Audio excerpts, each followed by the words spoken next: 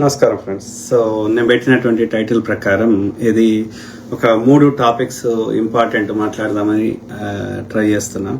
So ఆ క్రమంలో ఏది అంటే బీజేపీ పాలిత రాష్ట్రాల్లో ఎంత అధ్వానంగా తయారైనాయి అంటే ఆలోచించండి ఒక్కసారి. మన తెలంగాణకి సో బీజేపీ పాలిత రాష్ట్రాలు డైరెక్ట్గా, లేకపోతే బీజేపీ మద్దతుతో నడుస్తున్న రాష్ట్రాలు, అది ఏపీ కావచ్చు, యూపీ కావచ్చు, ఇప్పుడు ఇక గుజరాత్లో కావచ్చు, ఇప్పుడు మధ్యప్రదేశ్లో, ఓకే, ఇండోర్లో. సో అంటే స్వతంత్రం వచ్చిన కొత్తల్లో ఏది మనకు బేసిక్ ఇన్ఫ్రాస్ట్రక్చర్ లేని రోజులలో, ఓకే, సో ఏది ఎండాకాలం కానీ ఊర్లలో బయట వంటలు ఊరవతలు బయటోళ్ళు కదా.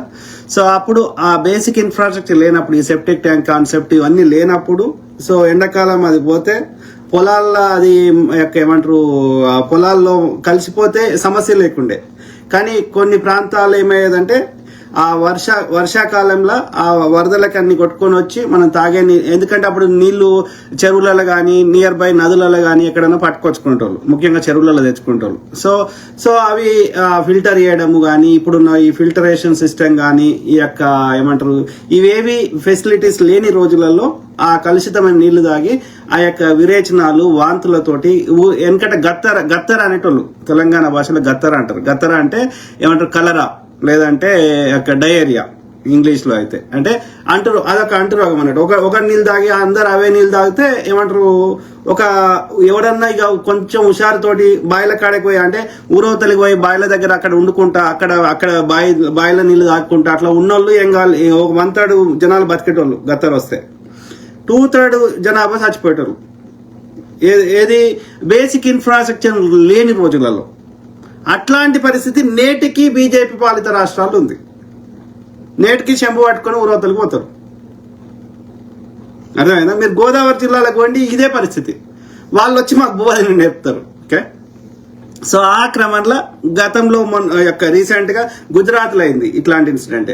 ఇప్పుడు ఇండోర్ లో అయింది. క్రిస్మస్ టైం, డిసెంబర్ ఎండింగ్ లో, క్రిస్మస్ టైం నుంచి న్యూ ఇయర్ మధ్యలో జరిగింది. ఓకే, ఒక 5 ఎంతమంది హాస్పిటల్లో పాలైనరు ఏది అది అంటే ఏ స్థాయికి చూడు, ఏది లీథల్ ల్యాప్సెస్ 17 నుంచి 20, దాదాపు 18 నుంచి 20 మంది చనిపోయినారు. Okay, 17% died. ఎందుకంటే అది రిపోర్ట్ వచ్చిన దానికి మళ్ళీ అప్డేట్ అవుతుంది కాబట్టి. సో తక్కువ 18 నుంచి 20 మంది చచ్చిపోయారు. ఓకే, తర్వాత 25 due to consumption of contaminated water in Indore అంటే Madhya Pradesh. Okay, 5-month-old baby boy, the only child of a couple, is youngest of the deceased అని చనిపోయినారు. సో 5 నెలల బాబు కూడా చనిపోయింది. వాళ్ళకి ఒకటే బిడ్డ. సో ఒకటే కొడుకు, ఆ అబ్బాయి కూడా చనిపోయిండు, 5 నెలల బాబు. 7 deaths confirmed by authorities. అంటే వాళ్ళు 20 అయినా కానీ అఫీషియల్ గా చెప్పట్లేదు. ఓకే, కానీ లోకల్ అఫీషియల్స్ కానీ అక్కడ ఉన్న వాళ్ళు మనకు అందుతున్న సమాచారం మేరకు దాదాపు 20 మంది చచ్చిపోయారు. Okay, so locality falls under senior BJP MLA and state housing minister Kailash Vijayvargiya అనేటోని వాని యొక్క నియోజకవర్గం కింద వస్తుంది. భాగీరథీపుర అనే ఒక ప్రాంతంలో. ఓకే, అయితే వాళ్ళకి ఏం చేసినారు, ఆ చచ్చిపోయిన వాళ్ళకి 2 లక్షల ఏమంటారు ఎక్స్గ్రేషియా ఇచ్చి అంతే, ఇక గంతే. 2 lakh paid to each bereaved family via red cross ద్వారా 2 లక్షల రూపాయలు వాళ్ళకి ఎక్స్గ్రేషియా ఇచ్చారు, అంతే. ఇక అది వాళ్ళు చేసిన ఘనకార్యం అన్నట్టు. Okay, probe reveals bacterial contamination of drinking water, sewage mixed with the supply lines. అంటే అక్కడ ఏంటంట, ఆ యొక్క నీళ్లు పోయే ఆ పైపు పైన వాళ్ళ సెప్టిక్ ట్యాంకులు లేవంట, ఓపెన్ ఇది సూయేజ్. అంటే ఆ యొక్క మలినం అనేది పారుతూ పోతూ ఆ యొక్క వాటర్ పైప్ కి లీక్ అయ్యి ఈ సూయేజ్ వాటర్ పోయి తాగే నీళ్ళలో కలిసి ఉన్నాయంట. ఆ నీళ్లు తాగి ఆ భాగీరథీపుర అనే ఊర్లో ఈ ప్రాంతంలో ఎంతమంది ఎంతమంది 429 పీపుల్ హాస్పిటల్, అంటే 500 మందికి పైన హాస్పిటల్లో జాయిన్ కావాల్సి వచ్చింది. అందులో 33 మందికి రికవర్ అయినరు. 99 మంది అందులో 18 నుంచి 20 మంది చచ్చిపోయారు.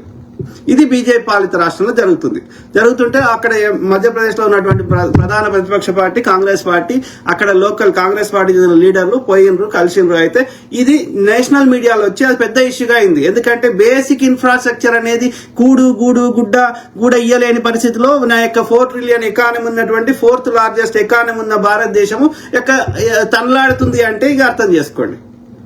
అది బీజేపీ పాలిత రాష్ట్రాలు వరస్ట్ ఉన్నాయి. వాడు వచ్చేసి మాకు తెలంగాణలో మాకు నీతులు చెప్తున్నారు వీళ్ళు. సో ఇట్లాంటి దౌర్భాగ్య స్థితిలో ఉంటే అది నేషనల్ ఇష్యూగా అయితే, సో కాబట్టి రాహుల్ గాంధీ గారు ఆ బాధితులను పరామర్శించడానికి మణిపూర్కి ఎట్లయితే పోయినరు, ఇంకో ప్రాంతంకి ఎట్లయితే ఏ ప్రాంతంలో ఉన్నాయో ఆ యొక్క పార్టీ ఆర్గనైజర్స్ బట్టి అక్కడికి వెళ్ళి వాళ్ళని పరామర్శించడానికి నేను వెళ్తే అది జాతీయ మీడియాలో రావద్దు. ఈ బీజేపీ పాలిత రాష్ట్రాల్లో నీళ్లు తాగడానికి కూడా మలినం కలిసి నీళ్లు తాగిపిస్తున్నాం ప్రజలకని ప్రపంచానికి తెలియకూడదు, వేరే రాష్ట్రాలు ఉన్న వాళ్ళు తెలియకూడదు, ప్రజలకు తెలియకూడదు అని చెప్పి ఎడ్డి లంచ కొడుకులైనటువంటి బీజేపీ లంచ కొడుకులు అక్కడ ఏది ఆ ఇష్యూని ఫూల్ సింగ్ బరయ్య కాంగ్రెస్ ఎమ్మెల్యే ఏదో మాట్లాడిండు. నెహ్రూ ఎప్పుడో 64 ఏళ్ల కింద చచ్చిపోయి నెహ్రూ ఏమో అన్నాడు. ఇప్పుడు ట్యాక్సులు దొబ్బుకుంటా నెహ్రూ ఎందుకు వస్తాడు, ఫూల్ సింగ్ బరయ్య ఎందుకు వస్తాడు, ఇంకోటి ఎందుకు వస్తాడు రా అయ్యా. ఇవాళ డే టు డే సమస్యలు ఏమున్నాయి, ఇవాళ ద్రవ్యోల్బణం అధిక ధరలున్నాయి, దీని గురించి మాట్లాడరా లుచ్చనా కొడక, అవునా కాదా? ఇవాళ బేటీ బచావో అని నువ్వే అన్నావు. ఇవాళ ఎంతమంది బేటీలను బచావు చేస్తున్నావా, ఎంతమంది బేటీలను ఏది రేపులు చేసేటోళ్ళని వదిలేస్తున్నావా చెప్పండి రా. అక్కడంట కాంగ్రెస్ ఎమ్మెల్యే ఆయన దళిత ఎమ్మెల్యే, ఆయన పేరు ఫూల్ సింగ్ బరయ్య అన్నట్టు. ఆయన ఏం మాట్లాడిండు, వీళ్ళు ఏమి వక్రీకరిస్తున్నారు. ఇదర్ సే ఆలు డాలేతో ఉదర్ సే సోనా ఆతా అని మోడీ లుచ్చనా కొడుకు అన్నాడు అని, అది ఎట్లా సాధ్యం రా అయ్యా, వాడు పిచ్చినా కొడుకురా, వాడు అన్ని జుమ్లాలు చెప్తున్నా అని రాహుల్ గాంధీ అంటే నీకు నచ్చిన బిట్టు కట్ చేసి మీడియాలో దుష్ప్రచారం చేసే లంజ కొడుకులు బీజేపీ ఐటీ సెల్ పొద్దుగాలేస్తే గంతే. మాకు ఇవాళ ట్యాక్స్ కాదు మొలదారాలు నేను కొనిస్తారా లంచ కొడక. అరే కరీంనగర్కి కాదు ఎందుకు తీరరా, ప్రతి కరీంనగర్లో ఇప్పుడు 4 ఎయిర్పోర్ట్లు మన నిజాం కాలంలో ఉన్నప్పుడు, దుండిగల్లో ఒక ఎయిర్పోర్ట్ ఉన్నప్పుడు, మామనూరులో ఒక ఎయిర్పోర్ట్ ఉన్నప్పుడు, హైదరాబాద్లో బేగంపేటలో విమానాశ్రయం ఆ రోజులలోనే ఉన్నప్పుడు ఎందుకు ఇప్పుడు 4 విమానాశ్రయాలు కావాలని ప్రయత్నం చేస్తలేమా? ఆదిలాబాద్లో ఒకటి కావాలని, వరంగల్లో ఒకటి కావాలని ట్రై చేస్తలేమా? ఎందుకు ఇన్ని ట్రిపుల్ ఐటీలు ఉంటేంది, ప్రతి ఊరికి ఒక మెడికల్ కాలేజ్ ఉంటేంది, ప్రతి పట్టణానికి ఒక ఇంజనీరింగ్ కాలేజ్ ఉంటే ఏమైంది, ఏం వచ్చింది? ఐఐటీలు 4 ఉంటే ఏం వచ్చింది? ఏం తెచ్చిర్రా? పసుపొడి ఆడ తెచ్చిందిరా. ఇవాళ తెలంగాణకి బీజేపీ ఎంపీ లంజ కొడుకులు 8 మంది, గుండు అరవింద్ లంజ కొడక ఏం తెచ్చినా మొలదారం ఏం చేసుకుంటావు పీకిస్తా తీసుకో. 1,00,000 కొనిస్తారా మొలదారాలు? కట్టుకోరాలు అమ్మి కొడక మొలదారాలు తిని చచ్చిపో. కరీంనగర్కి ఏం తెచ్చిండ్రా? ఏ ప్రజా సమస్య అడిగినా నువ్వు వీడికిరా ఆడికిరా, ఏడికొచ్చేందిరా? మొలదారం ఏడున్నా మొలదారంకి ఏం సంబంధం రా? నీకు కరీంనగర్కి ఎంపీగా చేసింది మొలదారాల కోసం అరా లంజ కొడక. మన దగ్గర జిఎస్టీ తీసుకోకు, బోసడికే ఎక్సైజ్ సుంకం తీసుకోకు, కాదు దీనికోసమారా. మరి 2014 ముందు ఏం చెప్పిండ్రా వీడు? కాంగ్రెస్ వాడు దోసుకుని తెస్తే 15 లక్షలు వేస్తా అన్నాడు, ₹1,00,000 వేసిండారు ఈ లంజ కొడుకు. హిందువుల అకౌంట్లో లేరా, వేరే అకౌంట్లో వద్దు, క్రిస్టియన్ వద్దు, ముస్లిం వద్దు, ఓన్లీ హిందువుల అకౌంట్లో లంజ కొడక. ఇలా చచ్చిపోయిన 20 మంది ఎవర్రా హిందువులు కాదురా బోసడికే. అంటే నువ్వు లంచ కొడుక కాంగ్రెస్ హయాంలో ₹10 పైసలు పెరిగితే గొడవ చేసిన లంచ కొడుకువి, కూరగాయలు మెడలు వేసుకున్న లంచ కొడుకువి, ఇలా కాంగ్రెస్ అడిగితే ప్రజలకు రా సమాధానం చెప్పు. కాంగ్రెస్ చెప్పకరా బోసుడికే, అమ్మ గుట్టలేదురా బోసుడికే, మతం ఎందుకు వస్తుందిరా? కాదు మతం కోసం అయితే నువ్వు పూజారి కానుంటి బోసుడికే. పొద్దుగాలైతే గంటలు ఊపుతుంటాడు, గందుకోసం నేను ప్రధానమంత్రి 18 గంటలు పనిచేసేది దేనికోసం గంటలు ఊపుతావు. గిన్ని దేశాలు తిరిగిండు లంచ కొడుకు, దేనికి తిరిగిండ్రా? అదానికి కాంట్రాక్ట్లు ఇప్పించడానికి కానీ ఒక్కటి ఏం చేసుకొచ్చిండ్రా దేశానికి? మన దేశంలో ఉన్న బొగ్గు మనకు వాడారంట, ఆస్ట్రేలియా బొగ్గు కొనుక్కొచ్చి 3 రెట్లు ఎక్కువ రేటు పెట్టి మేము కొనుక్కోవాలంట ఎలక్ట్రిసిటీ. సిగ్గుశరం లేని లంచా కొడుకులు అమ్మ కొట్టిర్రారా బోసిడికే. ప్రతి ఒక్కరిది ఆధారం లేకుండా ఏది పడుతుంది అది మాట్లాడతారు. అందుకే అంటున్నా, మీరు భూమికి భారం. బీజేపీ లంచ కొడుకులు కానీ, బీజేపీ సపోర్ట్ చేసే ఎడ్డి లంచ కొడుకులు కానీ భూమికి భారం. దేశాన్ని 2 ముక్కలు చేయమన్న గాడి కొడుకులు ఇలా అఖండ భారత్ అని నీతి వాక్యాలు చెప్పి ఏడికెళ్ళి తెస్తావు? అఖండ భారత్ తేపోరా చూద్దాం. ఇన్ని దేశాలు తిరిగినావు కదా, తేపో మరి ఏడికెళ్ళి తెస్తావా? ఎప్పుడు అఖండ భారత్ ఉండే ఏ భారత్ని ఎక్కడికి వెళ్ళి పట్టుకొస్తావో తీసుకురారా. ఒక్కొక్క రాజు ఉన్నప్పుడు ఒక్కొక్క విధంగా ఉండే. తీసుకురా, యాడికెళ్ళి తీసుకొస్తావు? ఏ ఒక్క రాజు కూడా మొత్తం అఖండ భారతాన్ని ఏనాడు పరిపాలించలే. అంతో ఇంతో కష్టపడి పరిపాలించే ప్రయత్నం చేసింది ఒక్క ఔరంగజేబు మాత్రమే. ఆయన కూడా దక్షిణ భారతదేశాన్ని కాంకర్ చేయలేకపోయాడు ఔరంగజేబు కూడా. మిగతా ఎవ్వడు కూడా ఉత్తర భారతదేశాన్ని వేరే రాజులు పరిపాలించాడు, దక్షిణ భారతదేశం వేరే రాజులు పరిపాలించాడు. అలా కూడా ఒక్కొక్కడు ఒక్కొక్క ప్రాంతాన్ని పరిపాలించాడు. బ్రిటిష్ వాడు వంగా మిగిలిన 1/3 భూమిని 365 రాజ్యాలు పరిపాలించినాయి. వీడంటే అఖండ భారతదేశం అంటే ఆడికల్ చేస్తారా బోసుడికే? పొద్దుగా లేస్తే శౌలాలు తామర పూలేనా? లంజా కొడక, బడకావు దృష్టి మరల్చు, ప్రజల దృష్టి మరల్చు. ఎన్నేళ్ళు మరలుస్తావు? చీల్చి ఇంత కడతాం. అట్లా ఎంతమంది చచ్చిపోతే విప్లవశ్రీ దొంగముండా నువ్వు జర్నలిస్ట్? ఒక జర్నలిస్ట్ అంటే అది మాస్ కమ్యూనికేషన్ లో మాస్టర్ చేస్తుంది ఉస్మానియా యూనివర్సిటీలో. జర్నలిజంకి కూడా ఉండాల్సిన మినిమం తెలియదు బుద్ధి లేని ముండలకి మీరు జర్నలిస్ట్లా? అరే జర్నలిస్ట్, ఇప్పుడు మహువా మీడియా సీనియర్ జర్నలిస్ట్ ఉంది వనజా మేడం, వేణుగోపాల్ సార్ ఉన్నాడు. అట్లాంటి వాళ్ళని ఒక్క మాట అంటామా? వాళ్ళకు మాట మాట్లాడే ముందు 100 సార్లు రీసెర్చ్ చేసినాక చెప్తారు. ఎవడు వాడితే వాడు యూట్యూబ్ ఛానల్ పెట్టుకొని ఏది వాడితే చెప్తా. దానికోసం రా ఉన్నాయి బోసిడికే ఎన్టీవీలు, ఏబిఎన్లు, లౌడగాళ్ళు, ఆంధ్ర వాళ్ళు. మీరు వద్దనే మేము తెలంగాణ తెచ్చుకున్నాక మా తెలంగాణ మీకేం పని రా బోసిడికే వాళ్ళు పొద్దుగాలు వేస్తే చెప్పుకోపోని మీ ఆంధ్రాలో పోయి. ఎవరు ఈ విప్లవశ్రీ? ఎవరు? గోదావరి జిల్లాలో చెందిన ఒక దళిత అమ్మాయి. పొద్దుగాలు వేస్తే తెలంగాణ మీద విషయం చదువుతారు. సంక్రాంతికి పోయిన వాళ్ళు ఎందుకు వచ్చారు? వాడుకావు కాదు. ఇప్పుడు నువ్వు ఏదైనా టాపిక్ చెప్తే నేను జర్నలిజం చదవనునే ఇంత రీసెర్చ్ చేసి చెప్తుంటే నువ్వు పొద్దుగాలు వేస్తే మాస్ కమ్యూనికేషన్ జర్నలిజం మీద మీరు కోర్సులు 3 ఏళ్ళు లేకపోతే ఎన్నో ఏళ్ళు చదివి ఎక్స్పీరియన్స్ ఉన్న వాళ్ళు మీరు ఎంత రీసెర్చ్ చేసి చెప్పాలరా? చిల్లర కమ్ముడు పోతారు. 4 cinema Mera, police, 4 pillars of democracy, వాళ్ళ జర్నలిజం కూడా ఉంది కదరా. చిల్లర కమ్ముడు గాడిది కొడుకు మీరు జర్నలిస్ట్లా? మాకు ఇంకా జర్నలిస్టులకు మా ఏ హక్కులు కావాలి, మాకు సంఘాలు కావాలి, మాకు పబ్లిక్ బ్రాడ్కాస్ట్ కింద మాకు డబ్బులు ఇవ్వాలి, తర్వాత మాకు ఇన్సూరెన్స్లు కట్టాలి, మాకు అపార్ట్మెంట్లు ఇవ్వాలి. ఎందుకోసం? మీరు ఫేక్ పార్టీలకు సంకనాకడానికి ఈడ గవర్నమెంట్ దగ్గర ఈడ తీసుకొని మళ్ళీ పార్టీల దగ్గర ఆడ తీసుకొని మీరు జర్నలిజం చేస్తుర్రా? జర్నలిజం పేరు మీద వ్యభిచారం చేస్తుర్రా? నీతి లేదు, నియమం లేదు, వాస్తవం చెప్పాలి కదరా. పొద్దుగా లేస్తే ఫేక్ ముండలు, ముండ కొడుకులు తయారైనరు, వాస్తవాలు చెప్పరు. దాన్ని జర్నలిజం ఎందుకు అంటారు? పార్టీ కంటూ కప్పుకోరి పిడబోతుంది కదా. ఆలోచించండి మిత్రులారా. ఆ క్రమంలో బీజేపీ పాలిత రాష్ట్రాల్లో అది పరిస్థితి. తాగడానికి నీళ్లు కూడా గతి లేని స్థాయిలో ఇలా ఉన్నది. నీ ప్రాణానికి దళితుల, బీసీ, ఎస్సీ, ఎస్టీల ప్రాణానికి 2 లక్షల విలువ. అది కూడా ఒకటో రెడ్ క్రాస్ వాడు ఇవ్వాలి. ఇది మన బతుకు. వాడొచ్చి తెలంగాణ గురించి మాట్లాడతాడు. మా తెలంగాణలో మా మహిళలు అన్నిట్లలో 50% ఉన్నారు. మా ఆట వస్తువులు లెక్క చూస్తలేము. వాళ్ళకి బస్సులు కొనిస్తున్నాం, వాళ్ళకి 0% వడ్డీ లేకుండా రుణాలు ఇస్తున్నాం, వాళ్ళ బస్సులలో ఫ్రీగా ప్రయాణం చేపిస్తున్నాం. ఇలా 50% మున్సిపల్ వాటిలలో టికెట్లు ఇస్తున్నాం. మీరు బట్టలు లేకుండా నాట్యం చేయిస్తారు. ఏడుంది? మేం పెట్టినాం. ఈ కుల వ్యవస్థ కాంగ్రెస్ వాడు పెట్టినాడు. వర్ణ వ్యవస్థ మేం పెట్టినాం. అంటరానితనం మేం పెట్టినాం. బీజేపీ పాలిత రాష్ట్రాల దళితులను ఇప్పటికీ వాడు మీసం ఇట్లా అనవద్దు, మీసం ఇట్లా పెట్టుకోవాలి, గుర్రం ఎక్కువద్దు. ఇప్పటికీ మేం చెప్పినాం. ఇవి బీజేపీ పాలిత రాష్ట్రాలు కాదు, ఇదంతా నడుస్తున్నది. ఇలా బాపనోళ్ళు అందరినీ ఆడ రిలీజ్ దళితులను చంపేసి వాళ్ళని రేప్ చేసి ఉన్న వాళ్ళు ఏం చేసిర్రా? వాళ్ళు ఎందుకు రిలీజ్ చేసిర్రా బాపనోళ్ళని? మళ్ళీ మీ బిల్కిస్ బానో కేసులో ఎవర్రా రిలీజ్ చేయమన్నది వాళ్ళని, ఆ బాపనోళ్ళని? ఎడ్డి లంజా కొడుకులు మళ్ళీ నీతులు చెప్తున్నారు. మేం పెట్టినామా ఈ ఏమంటారు ఆ దేవదాసి వ్యవస్థ? కాంగ్రెస్ వాడు పెట్టిండా ఈ ఏది మొగుడు చచ్చిపోతే పిల్లాన్ని తీసుకొని సతీసాగమనం చేయాలని? చెప్పండి రా బోసిడికే కాళ్ళు, మీరే కదరా. మళ్ళీ మీరు నీతులు చెప్తారు. ఇట్లా ఉన్నది రాయ్యా అని ఆయన కాంగ్రెస్ ఎమ్మెల్యే ఈ బీజేపీ లంజ కొడుకులు ఈ మనుధర్మ శాస్త్రాలు అంటే ఇట్లా చెత్త రాసిరా అని చెప్తే కాంగ్రెస్ వాడు అన్నాడని చూసి చేస్తుంది. దానికి ఈ పిచ్చిముండ ఈ విప్లవశ్రీ అని ఆమె జర్నలిజం నావు ఏదైనా ముచ్చడి చెప్తే కనీసం మినిమం రీసెర్చ్ చేయాలి కదా.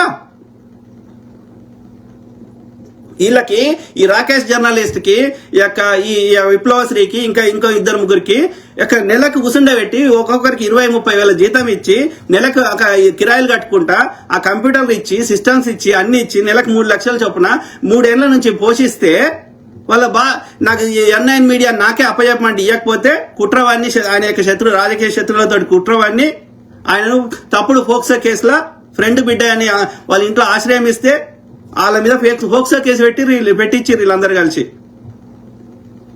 మళ్ళా వీళ్ళే ఆయన మీద దుష్ప్రచారం చేశారు. ఇదా మీ సంస్కారం?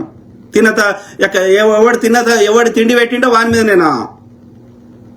సిగ్గు శరం లేదు, మీరు మాట్లాడతారు. సో ఆ క్రమంలో ఇగో చూడండి, మధ్యప్రదేశ్లో నీటి కాలుష్యం ముఖ్యంగా ఇండోర్లో ఇటీవల తీవ్రంగా వ్యాపించిన ఈ వ్యాధి కారణంగా లోపభూయిష్ట పబ్లిక్ టాయిలెట్ నుండి మురుగునీరు తాగునీటిలో కలవడం వల్ల మరణాలు మరియు అనారోగ్యాలు, విరోచనాలు, వాంతులు సంభవించాయి. ఇది నగరం యొక్క పరిశుభ్రమైన ఇమేజ్ ఉన్నప్పటికీ మౌలిక సదుపాయాల సమస్యలను హైలైట్ చేస్తుంది. ఇది అధికారిక దర్యాప్తులు మరియు జవాబుదారీతనం చర్యలకు దారితీసింది. ఈ నిర్దిష్ట సంక్షేమం ఇటీవల 2025 చివరిలో 2026 ప్రారంభంలో ఇది భారతదేశం యొక్క అసురక్షిత నీటితో విస్తృత సవాల్ను నొక్కి చెబుతుంది. గణనీయమైన శాతం ఉపరితల నీరు వినియోగానికి పనికిరాకుండా లక్షలాది మందిని ప్రభావితం చేస్తుంది. ఇది బీజేపీ పాలిత రాష్ట్రంలో జరుగుతుంది. ఆ క్రమంలో నిన్న రాహుల్ గాంధీ అక్కడ పోయిండు, వాళ్ళని కలిసిండు, పరామర్శిస్తే ఆ విషయం పబ్లిక్ రావద్దు, పబ్లిక్లకు తెలియవద్దు. ఇది వీళ్ళ కుట్ర. నిన్న పోయి కలిసిండు. Poison in water, air, medicine, Rahul meets families of Indore water contamination victims, hits BJP government. ఇది రావద్దు అంటే ఏం చేయాలి? దుష్ప్రచారం చేయాలి. Water turns deadly in Indore, 15 dead. ఇది పబ్లిక్ రావద్దు. తాగడానికి నీళ్లు లేని గతి లేని స్థాయికి తీసుకొచ్చినాక ఇంకేం పాడైందిరా? మీరు కాంగ్రెస్ ను విమర్శించే స్థాయిలో ఉన్నారు పిచ్చి లంచ కొడుకులు. అట్లా చేస్తున్నాం తెలంగాణలో. ఎవడరా 10 ఏళ్ళు కేసీఆర్ గారు ఏం బీకిండ్రా? వాడిని మంచి చేస్తే ప్రజలు ఎన్నుకుంటారని మేము వద్దన్నాం రా. మేము చెప్పినా కానీ ప్రజలు వింటారా? వాడు మంచి చేస్తే వాడు దోసుకునే, వాడు గుట్టలుగా లేకుండా కబ్జా పెట్టే కనిపించిన స్త్రీని వదలకపోయే, లక్షల 90 ప్రాజెక్టులకి 80,000 కోట్ల ఎస్టిమేషన్ అయితే 40,000 కోట్ల నుంచి 80,000 కోట్లు అయితే వీడు ఒక్క కాళేశ్వరానికి 1,10,000 కోట్లు చేసి మొత్తం దేశంలో ఎక్కడ ఎన్నికలు జరిగినా ఫండింగ్ చేసి అని పైసలు వాడు జమ చేసుకొని లక్షల ఎకరాలు కబ్జా పెట్టి వాడు అన్ని నాశనం చేసిపోతే ఏం చేయాలో పరిస్థితులలో అప్పుల రాష్ట్రాన్ని మెల్లమెల్లగా పైకి తీసుకోతుంటే మొత్తం అందరు ముఖ్యమంత్రులు కలిసి ఆ యొక్క 1947 నుంచి ఆంధ్రప్రదేశ్ ఏర్పడ్డాక ఇప్పుడు ఉమ్మడి రాష్ట్రంలో కూడా అందరు ముఖ్యమంత్రులు కలిసిన 70,000 కోట్ల అప్పులు అయితే మన కాంగ్రెస్ హయాంలో రాజశేఖర రెడ్డి హయాంలో మిగులు బడ్జెట్ ఉంటే ఇవాళ 7 లక్షల కోట్ల అప్పు చేసి రాష్ట్రాన్ని సంకనాకిచ్చి చిన్న రాష్ట్రాన్ని ఏం కట్టింది లేదు పీకిందో ఒక అంబేద్కర్ విగ్రహం కట్టిండు. ఆ యొక్క వద్దంటే కరోనా సమయంలో సెక్రటరీ కట్టిండు. వాటితో ప్రజలకు యూజ్ అయ్యేది, డే టు డే ప్రజలకు యూజ్ అయ్యేది ఏం లేదు. మొత్తం దోసుకొని వాడికి సంకనాకి వాడి ఇచ్చేది దోసుకున్నోడు చిల్లర ఇస్తే ఆ చిల్లరకు సంకనాకి రాష్ట్రాన్ని సంకనాకిస్తా అంటే బీజేపీ పాలిత రాష్ట్రాల్లో పేపర్ లీక్ అయినాయి, బీఆర్ఎస్ లో అయినాయి. ఇలా అవుతున్నాయిరా. ఎన్ని ఖాళీలు ఉంటే ఎంత బడ్జెట్ అలా చేస్తే అన్ని వేల 60 నుంచి 70 ఇంచుమించు 70,000 ఉద్యోగాలు ఇచ్చినాం. ఉన్న ఖాళీలు భర్తీ చేసినాం. బీఆర్ఎస్ ఐఎంలో నోటిఫికేషన్లు ఇస్తారు, పేపర్ లీక్ చేస్తారు. ఎప్పుడు ఇచ్చిర్రా? ఇలా జీతం ఫస్ట్కి వస్తుంది ఎన్ని కష్టాలున్నా. అప్పుడు 20వ తారీఖు కూడా రాలేదు. వాడు ఎన్ని హామీలు ఇచ్చిండు, ఏం నెరవేర్చిండు? సిగ్గులేని ముండా కొడుకులు. మళ్ళీ ఈ ముండా కొడుకులు వచ్చి నా దేశం ఇట్లా కాలే, అమెరికా అట్లా ఉన్నది, ఇంకో దేశం ఇట్లా ఉన్నది. మరి మంచి చేయాలంటే సహకరించాలి కదా. చైనా అట్లున్నది, చైనా అట్లా అయిందంటే అక్కడ ప్రజలు సహకరించలే. అక్కడ చైనా ప్రభుత్వాలు కఠిన నిర్ణయాలు తీసుకుంటే వాళ్ళు సహకరిస్తలేరు, వాళ్ళకి నొప్పైనా. పిచ్చి ముండా కొడుకులు. నీకొక్క చిల్లరిత్తే నీ ఒక్కని ఇల్లు బాగుంటది, రాష్ట్రం అంతా సంకనాకిపోతారు. అంటే నీ అన్నదమ్ముల యొక్క వాళ్ళు అడక తింటుంటే నువ్వు ఒక్కని వాళ్ళ యొక్క శవాల మీద ఏరుకుంటావు బోసిడికే. పిచ్చి లంజా కొడుకులు. ఇవాళ దేశంలో ఏమైనా కట్టిర్రు, రాష్ట్రంలో ఏమైనా కట్టిర్రు అంటే కాంగ్రెస్ వాడే కట్టిండు. స్వతంత్రం వచ్చినాక, స్వతంత్రం రాకముందు మా నిజాములు కట్టిర్రు, మా కుతుబ్ షాయిలు కట్టిర్రు, మా కాకతీయులు కట్టిర్రు. స్వతంత్రం వచ్చినాక బీజేపీ లంజా కొడుకు కట్టిన ఒకటి చూపెట్టండి. భూమి పెట్టేటి విగ్రహాలు కాదు. ఒక్క ఇరిగేషన్ ప్రాజెక్ట్ పేరు చెప్పండి. వాడు ఒక్కడి కట్టినా అన్నాడు, ఆ డిజైన్ మార్చి కావాలని కిందికి వచ్చినాక నీళ్ళు ఎత్తుతాడట. లంగ కథలు దోసుకోవడానికి అదొక ఇకమాత్. గ్రావిటీ ద్వారా వస్తే దానికి ఎందుకురా, ఒక గ్రావిటీ ద్వారా వచ్చినప్పుడు ఒక ఏమంటారు డిస్ట్రిబ్యూషన్ ఛానల్ కట్టుకుంటే అయిపోయా 10 నుంచి 20 వేల కోట్లలో అయిపోతుండే ప్రాజెక్టు. అట్లాంటి 1,10,000 కోట్లు ఎందుకు చేసినావురా? తినాలి కదా, దోసుకోవాలి కదా. ఎవరి సొమ్ము దానికి అసలోడు కడుతుండు, మిత్తోడు కడుతుండు. ఈ పిచ్చిలంత కొడుకులకు తెలియదు. వాడు ఇచ్చే దోసుకున్నాడు కాబట్టి చిల్లర ఇస్తాడు కాబట్టి వీడు సంఖ్య నాకుతారు ఈ పాడుకోవాలి. మళ్ళీ కాంగ్రెస్ ఏం చేసింది అంటారు. ఏం చేయందే బ్రిటిష్ వాడు పోయేటప్పుడు 4 చుట్టూ దేశం అంతా ఏమంటారు మొత్తం తెరిచే ఉన్నాయి రహదారులు. మెజారిటీ ఊర్లో కరెంట్ లేదు. గిట్లనే నీళ్ళన్నీ వారి ఊర్లలో గత్తరు వచ్చినాయి, పోలియోలు, మసూచీలు, అడ్డు రోగాలు వచ్చినాయి. ఏముండే దేశంలో ఏం చేసిండు అంటున్నారు కదా, అడుగుపోండి. లేకపోతే ఇండియా అండర్ బ్రిటిష్ రాజ్ అని కొట్టండి యూట్యూబ్లో, గూగుల్లో. అడ్డమైన సెర్చ్ చేసే బదులు, పోర్నులు గీర్నులు సెర్చ్ చేసే బదులు సెర్చ్ చేయండి ఇండియా అండర్ బ్రిటిష్ రాజ్ ఎట్లుండే స్వతంత్రం బయట వాడు వెళ్ళిపోయేటప్పుడు. ఎన్ని భారీ నీటిపారుదల ప్రాజెక్టు ఎన్ని కట్టిర్రు, ఎన్ని ఇండస్ట్రీస్ పెట్టిండ్రు. అట్లా ఈ లంచ కొడుకు ఇవాళ అమ్ముతున్నాయని వాడు పెట్టినాయి కదా. మళ్ళీ లంచ కొడుకులు వచ్చేసి కాంగ్రెస్ ఏం చేస్తారా? మాయావతి అయింది, ఏం చేసిందిరా? దోసుకున్నది.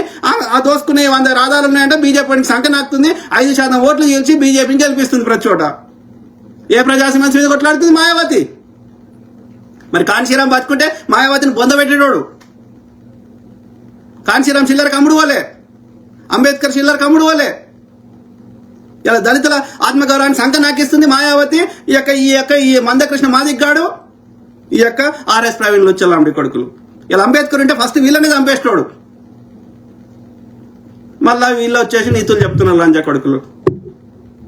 ఎవడ్రా SC ST అట్రా చట్టం తెచ్చింది ఎవడ్రా? సమాచార హక్కు చట్టం తెచ్చింది ఎవడ్రా? దాని తూట్లు పడుతున్నాడు ఎవడ్రా? గ్రీన్ రెవల్యూషన్ చేసింది ఎవడ్రా? వైట్ రెవల్యూషన్ చేసింది ఎవడ్రా? లంచ కొడుకులారా రీసెర్చ్ చేయండి బోసుడికే గాళ్ళు. ఇలా ఏ చట్టం తెచ్చి మీ అందరికి హక్కులు కల్పిస్తే వాడేసేటోడు అంట. రైట్ టు ఇన్ఫర్మేషన్ యాక్ట్ తెచ్చినోడు తప్పంట, రైట్ టు ఎడ్యుకేషన్ యాక్ట్ తెచ్చినోడు తప్పంట. అందరికి భూమి గుంజు గవర్నమెంట్ ఏ కారణం చేత భూమి గుంజుకుంటే భూమి ఇవ్వాలి, వాళ్ళ ఇంట్లో వాళ్ళకి ఒక ఉద్యోగం ఇవ్వాలి, వాళ్ళకి మానసికంగా ఏమైనా మెంటల్ డిస్టర్బ్ అయితే వాళ్ళకి మెడికల్ ఖర్చులు భరించాలి అని చెప్తే దానికి తూట్లు పడిచింది ఒకట్రా? ఇదే బీజేపీ లంచ కొడుకులు, ఇదే బీఆర్ఎస్ లంచ కొడుకులు కాదా? మరి సిగ్గుచరం లేకుండా వాడు దోసుకున్న చిల్లర కోసం ఆశపడి కాంగ్రెస్ ని తిట్టడానికి మీకు ఏం హక్కుందిరా బోసిడికే వాళ్ళు? కాంగ్రెస్ నాకు రూపాయి ఇమ్మని అడిగినాను, నేను కాంగ్రెస్ నాకు పదవులు ఇమ్మని అడిగినాను. ఆడ ఓడి గెలిచే శక్తి ఉన్నది. ఎవరి వల్ల నలుగురికి మంచి జరుగుతుంది ఆలోచించి సపోర్ట్ చేస్తున్నాం. వేరే రాష్ట్రంలో వేరే పార్టీ కమ్యూనిస్ట్ వాళ్ళు మంచిగా చేస్తే వానికి కూడా సపోర్ట్ చేస్తాం. పిచ్చి బాడకాల్. ఎండ్ ఆఫ్ ద డే ప్రజలు బాగుపడాలి. నీ చిల్లర ఏం చేసుకుంటారు బే? నీ అన్నదమ్ములదని కొట్టి అట్లా. ఈ ఆయన ఎవరు, ఈయన పేరు ఒక ఇది రాహుల్ గాంధీ చూపెడదాం ఫస్ట్. ఎట్లా ఏ స్థాయికి దిగజారుతున్నారా మీ బతుకులు. ఇంకా మళ్ళీ నీతి వాక్యాలు చెప్తారు. ఏది Rahul గాంధీది. Instead of refinancing your home or messing with your mortgage, there is a better solution. If you need cash now, just go. It's Rahul Gandhi who's now lashing out at the Madhya Pradesh government over the Indore water tragedy. Now, the leader of the opposition in Lok Sabha took a jibe at the BJP and said that a smart city like Indore does not have clean drinking water for the citizens. He further claimed that the kin of the victims are now being intimidated and someone needs to take responsibility for the tragedy that took place. Now, he made all these comments while he was meeting the patients and the families affected by vomiting and diarrhea outbreak linked to the water. ఈ విషయం బయటకు రావద్దని ఈ BJP IT cell Phool Singh అనేట ఆయన మాట్లాడిన context వేరు, ఆయన మాట్లాడింది వేరు. దాన్ని పూర్తిగా అబద్ధం చెప్తున్నారు. అది కూడా చూపెడతా కానీ ముందు ఈ రాహుల్ గాంధీ చూద్దాం ఒక 2 నిమిషాలు. He in fact also went to the area where the outbreak was reported last month and interacted with the families of the deceased. He expressed his condolences and could also be seen in the videos that have now come out that he was consoling the family members. Family members of the victim after meeting Rahul Gandhi said that Rahul Gandhi has now offered them 1 lakh rupee. That's the financial aid that he wants to give them, and he has assured them that he will raise their అధికార party government BJP 2 లక్షలు red cross ద్వారా ఇప్పిస్తే Rahul Gandhi Congress party తరఫున వాళ్ళకి ₹1,00,000 ఇస్తా అంటున్నాడు, అధికారం లేకున్నా సరే. దాన్ని బట్టి ఇక మీరు ఆలోచించండి ఎవరు చిత్తశుద్ధి. మన తెలంగాణలో ఒకరు చచ్చిపోతే ₹1,00,000 ఇవ్వమని అడుగుతున్నారు, ఆడ 2 లక్షలు ఇచ్చి చేతులు దులుపుకున్నారు. ఇక మీరు ఆలోచించండి. బీజేపీ పాలిత రాష్ట్రం పోయేది ఉంటే దెంగేయండి. ఓకే, ఇది బీజేపీ పాలిత రాష్ట్రం లెక్క సంకనాకిస్తా తెలంగాణ అంటే శీర్షింతకు అర్థం. అర్థమైందా? మీకు నచ్చకపోతే ఈడ అభివృద్ధి, ఈడ మంచిగా అన్ని ఐటీ ఇండస్ట్రీలు, ఈడ మంచిగా అన్ని ఒక ఎకరానికి 30 లక్షలు, ఊర్లలో కూడా 30 లక్షల దాకా ఉండి బీజేపీ పాలిత రాష్ట్రం పండి ఎకరానికి ఎంత ఉంటుందో. మీకు నచ్చకపోతే ఈ అభివృద్ధి మీ కంటగిల్పు ఉంటే ఇక్కడ ప్రజలు బాగుపడ నచ్చకపోతే చక్కగా ఓకే అన్ని తట్టాపుట్ట సర్దుకొని బీజేపీ పాలిత రాష్ట్రంలో దెంగేయండి. మీరు మళ్ళీ వస్తారో లేదో బతుకుంటారో మాకు తెలియదు. ఓకే, రోడ్డు మీద జంబి కత్తులు పట్టుకొని పొడుచుకుంటారు. ఇది బీజేపీ పాలిత రాష్ట్రాలు. ఇప్పుడు ట్యాక్సులు దబ్బుకుంటా చరిత్ర మీద బురద వెళ్తాము, గాంధీ మీద, నెహ్రూ మీద, లేకపోతే హిందూ ముస్లిం ఈడు దోసుకున్న దాని నుంచి దృష్టి మరల్చాలి. మీ బతుకులు. The meeting, Rahul Gandhi said that Rahul Gandhi has now offered them 1 lakh rupee. That's the financial aid that he wants to give them, and he's assured them that he will raise their concerns. Meanwhile, the minister in the state of Madhya Pradesh, Kailash Vijaywargiya, took a jibe at Rahul Gandhi and said that he's just a tourist, adding that he's meeting victims only for photo ops. राजनीति नहीं है, यहाँ पे मैं विपक्ष का नेता हूँ, यहाँ पे लोगों की मृत्यु हुई है, यहाँ पे लोगों को साफ पानी नहीं मिल रहा है, मैं इनका मुद्दा उठाने आया हूँ, उनकी मदद करने आया हूँ, इसमें कोई गलत काम नहीं है, तो मेरी जिम्मेदारी बनती है. రాహుల్ గాంధీ ప్రతిపక్ష నేత ఆ యొక్క బాధ్యతను గడవడానికి వస్తే నీకు రాజకీయం చేస్తున్నావు అంటున్నారు.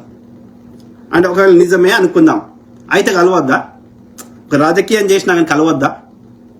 ఓకే, మరి వాళ్ళ సమస్యని ఎవడు మాట్లాడాలి?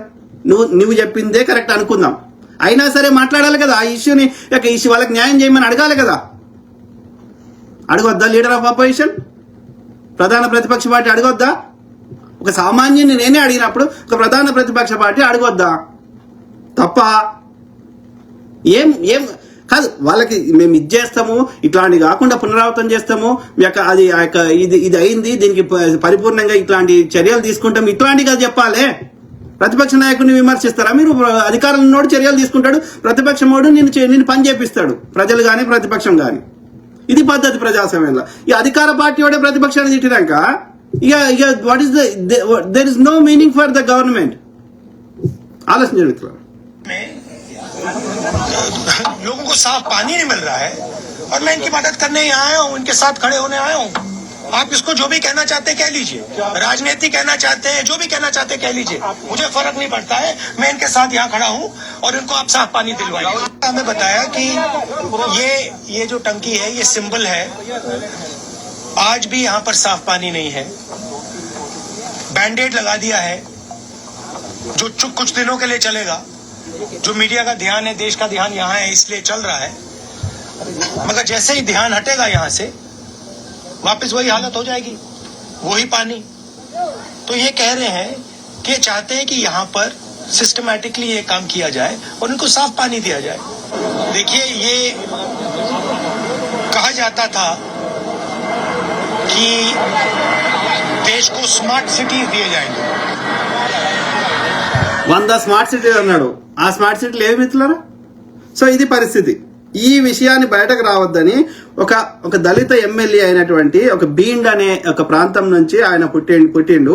ఆయన చూపెట్టినాక ఆయన గురించి చెప్తా, మీకు అప్పుడు అర్థమవుతుంది. ఓకే, ఎవరంటే ఈయన ఇది ఇది. Can you believe that this guy in this picture is me? I didn't realise how bad my hair loss was until I seen the हमारी दुर्दशा कहाँ हुई है? हम प्रवेश कर गए परिस्थितियों के कारण ज्वाइंट इलेक्टोरेट में. अब हम कहते हैं हमारे विधायक, हमारे पार्लियामेंट मेंबर. ఓకే, ఆయన అది చూపెట్టే ముందు ఆయన ఎవరు ఏంటిది మనకు ముందు దాని ఆయన పేరు. అంటే ఎంత నీచులు ముండకొడుకులు తయారైందంటే మీడియా అనేది. ఆయన పేరు పూల్ సింగ్ బరయ్య ఆయన పేరు. ఓకే, సో ఆయన బండర్ అనేది ఒక దళిత నియోజకవర్గము, ఇది మధ్యప్రదేశ్ లో బీండ్ అనే ప్రాంతంలో ఆయన పుట్టిండు. సో ఆ బీండ్ అనే ప్రాంతం నుంచి మొన్న 2024లో ఎంపీగా కూడా పోటీ చేసిండు బీజేపీ వ్యక్తి మీద. సో అక్కడ ఓడిపోయిండు ఎంపీగా. కానీ 2023లో ఎమ్మెల్యే గెలిచిండు. సో ఆయన బండర్ అనేది ఎస్సీ నియోజకవర్గంలో ఎమ్మెల్యేగా. సో ఆయన నేపథ్యం ఏంటి అంటే 1998లో బీఎస్పీ పార్టీ నుంచి ఆయన యొక్క రాజకీయ ప్రస్థానం స్టార్ట్ అయింది. ఆయన 1988లో ఏంటది మిట్స్ టెక్నాలజీ యూనివర్సిటీలో ఇంజనీరింగ్ చేసిండు ఆయన గ్వాలియర్ నుంచి 1988లో. తర్వాత 98 నుంచి బహుజన సమాజ్ పార్టీలో ఆయన కీలక పాత్ర పోషించిండు. మన యొక్క కాన్షీరామ్ గారికి ఒక చాలా క్లోజ్ ఫ్రెండ్.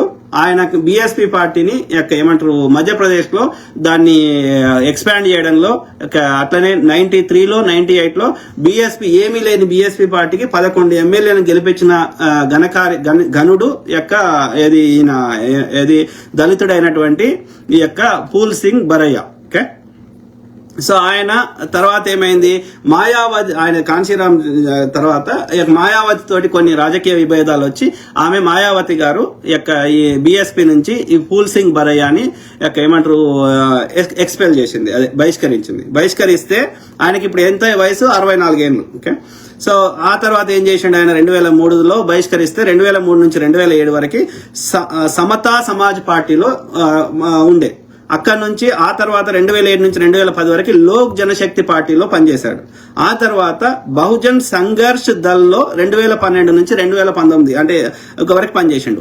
2019లో కాంగ్రెస్ లో జాయిన్ అయ్యాడు. ఓకే, 2023లో ఆయన ఎమ్మెల్యే గెలిచిండు. గతంలో ఒకసారి బీఎస్పీ తరఫున కూడా ఆయన 1998లో ఇదే బండర్ నుంచి ఎమ్మెల్యే గెలిచిండు. ఎవరు, ఈయన పూల్ సింగ్ బరయ్య అంటారు. ఓకే, కాన్షీరామ్ కి అత్యంత మధ్యప్రదేశ్ విభాగంలో బీఎస్పీకి ప్రెసిడెంట్ గా కూడా పనిచేసిండు. అర్థమైందా? సో అయితే ఈ పూల్ సింగ్ బరయ్య ఇప్పుడు మీరు ఈయన నేపథ్యం చూశారు కదా. ఆయన ఒక దళిత హక్కుల కోసం పోరాడిండు. కాన్షీరామ్ కి అత్యంత సన్నిహితుడు.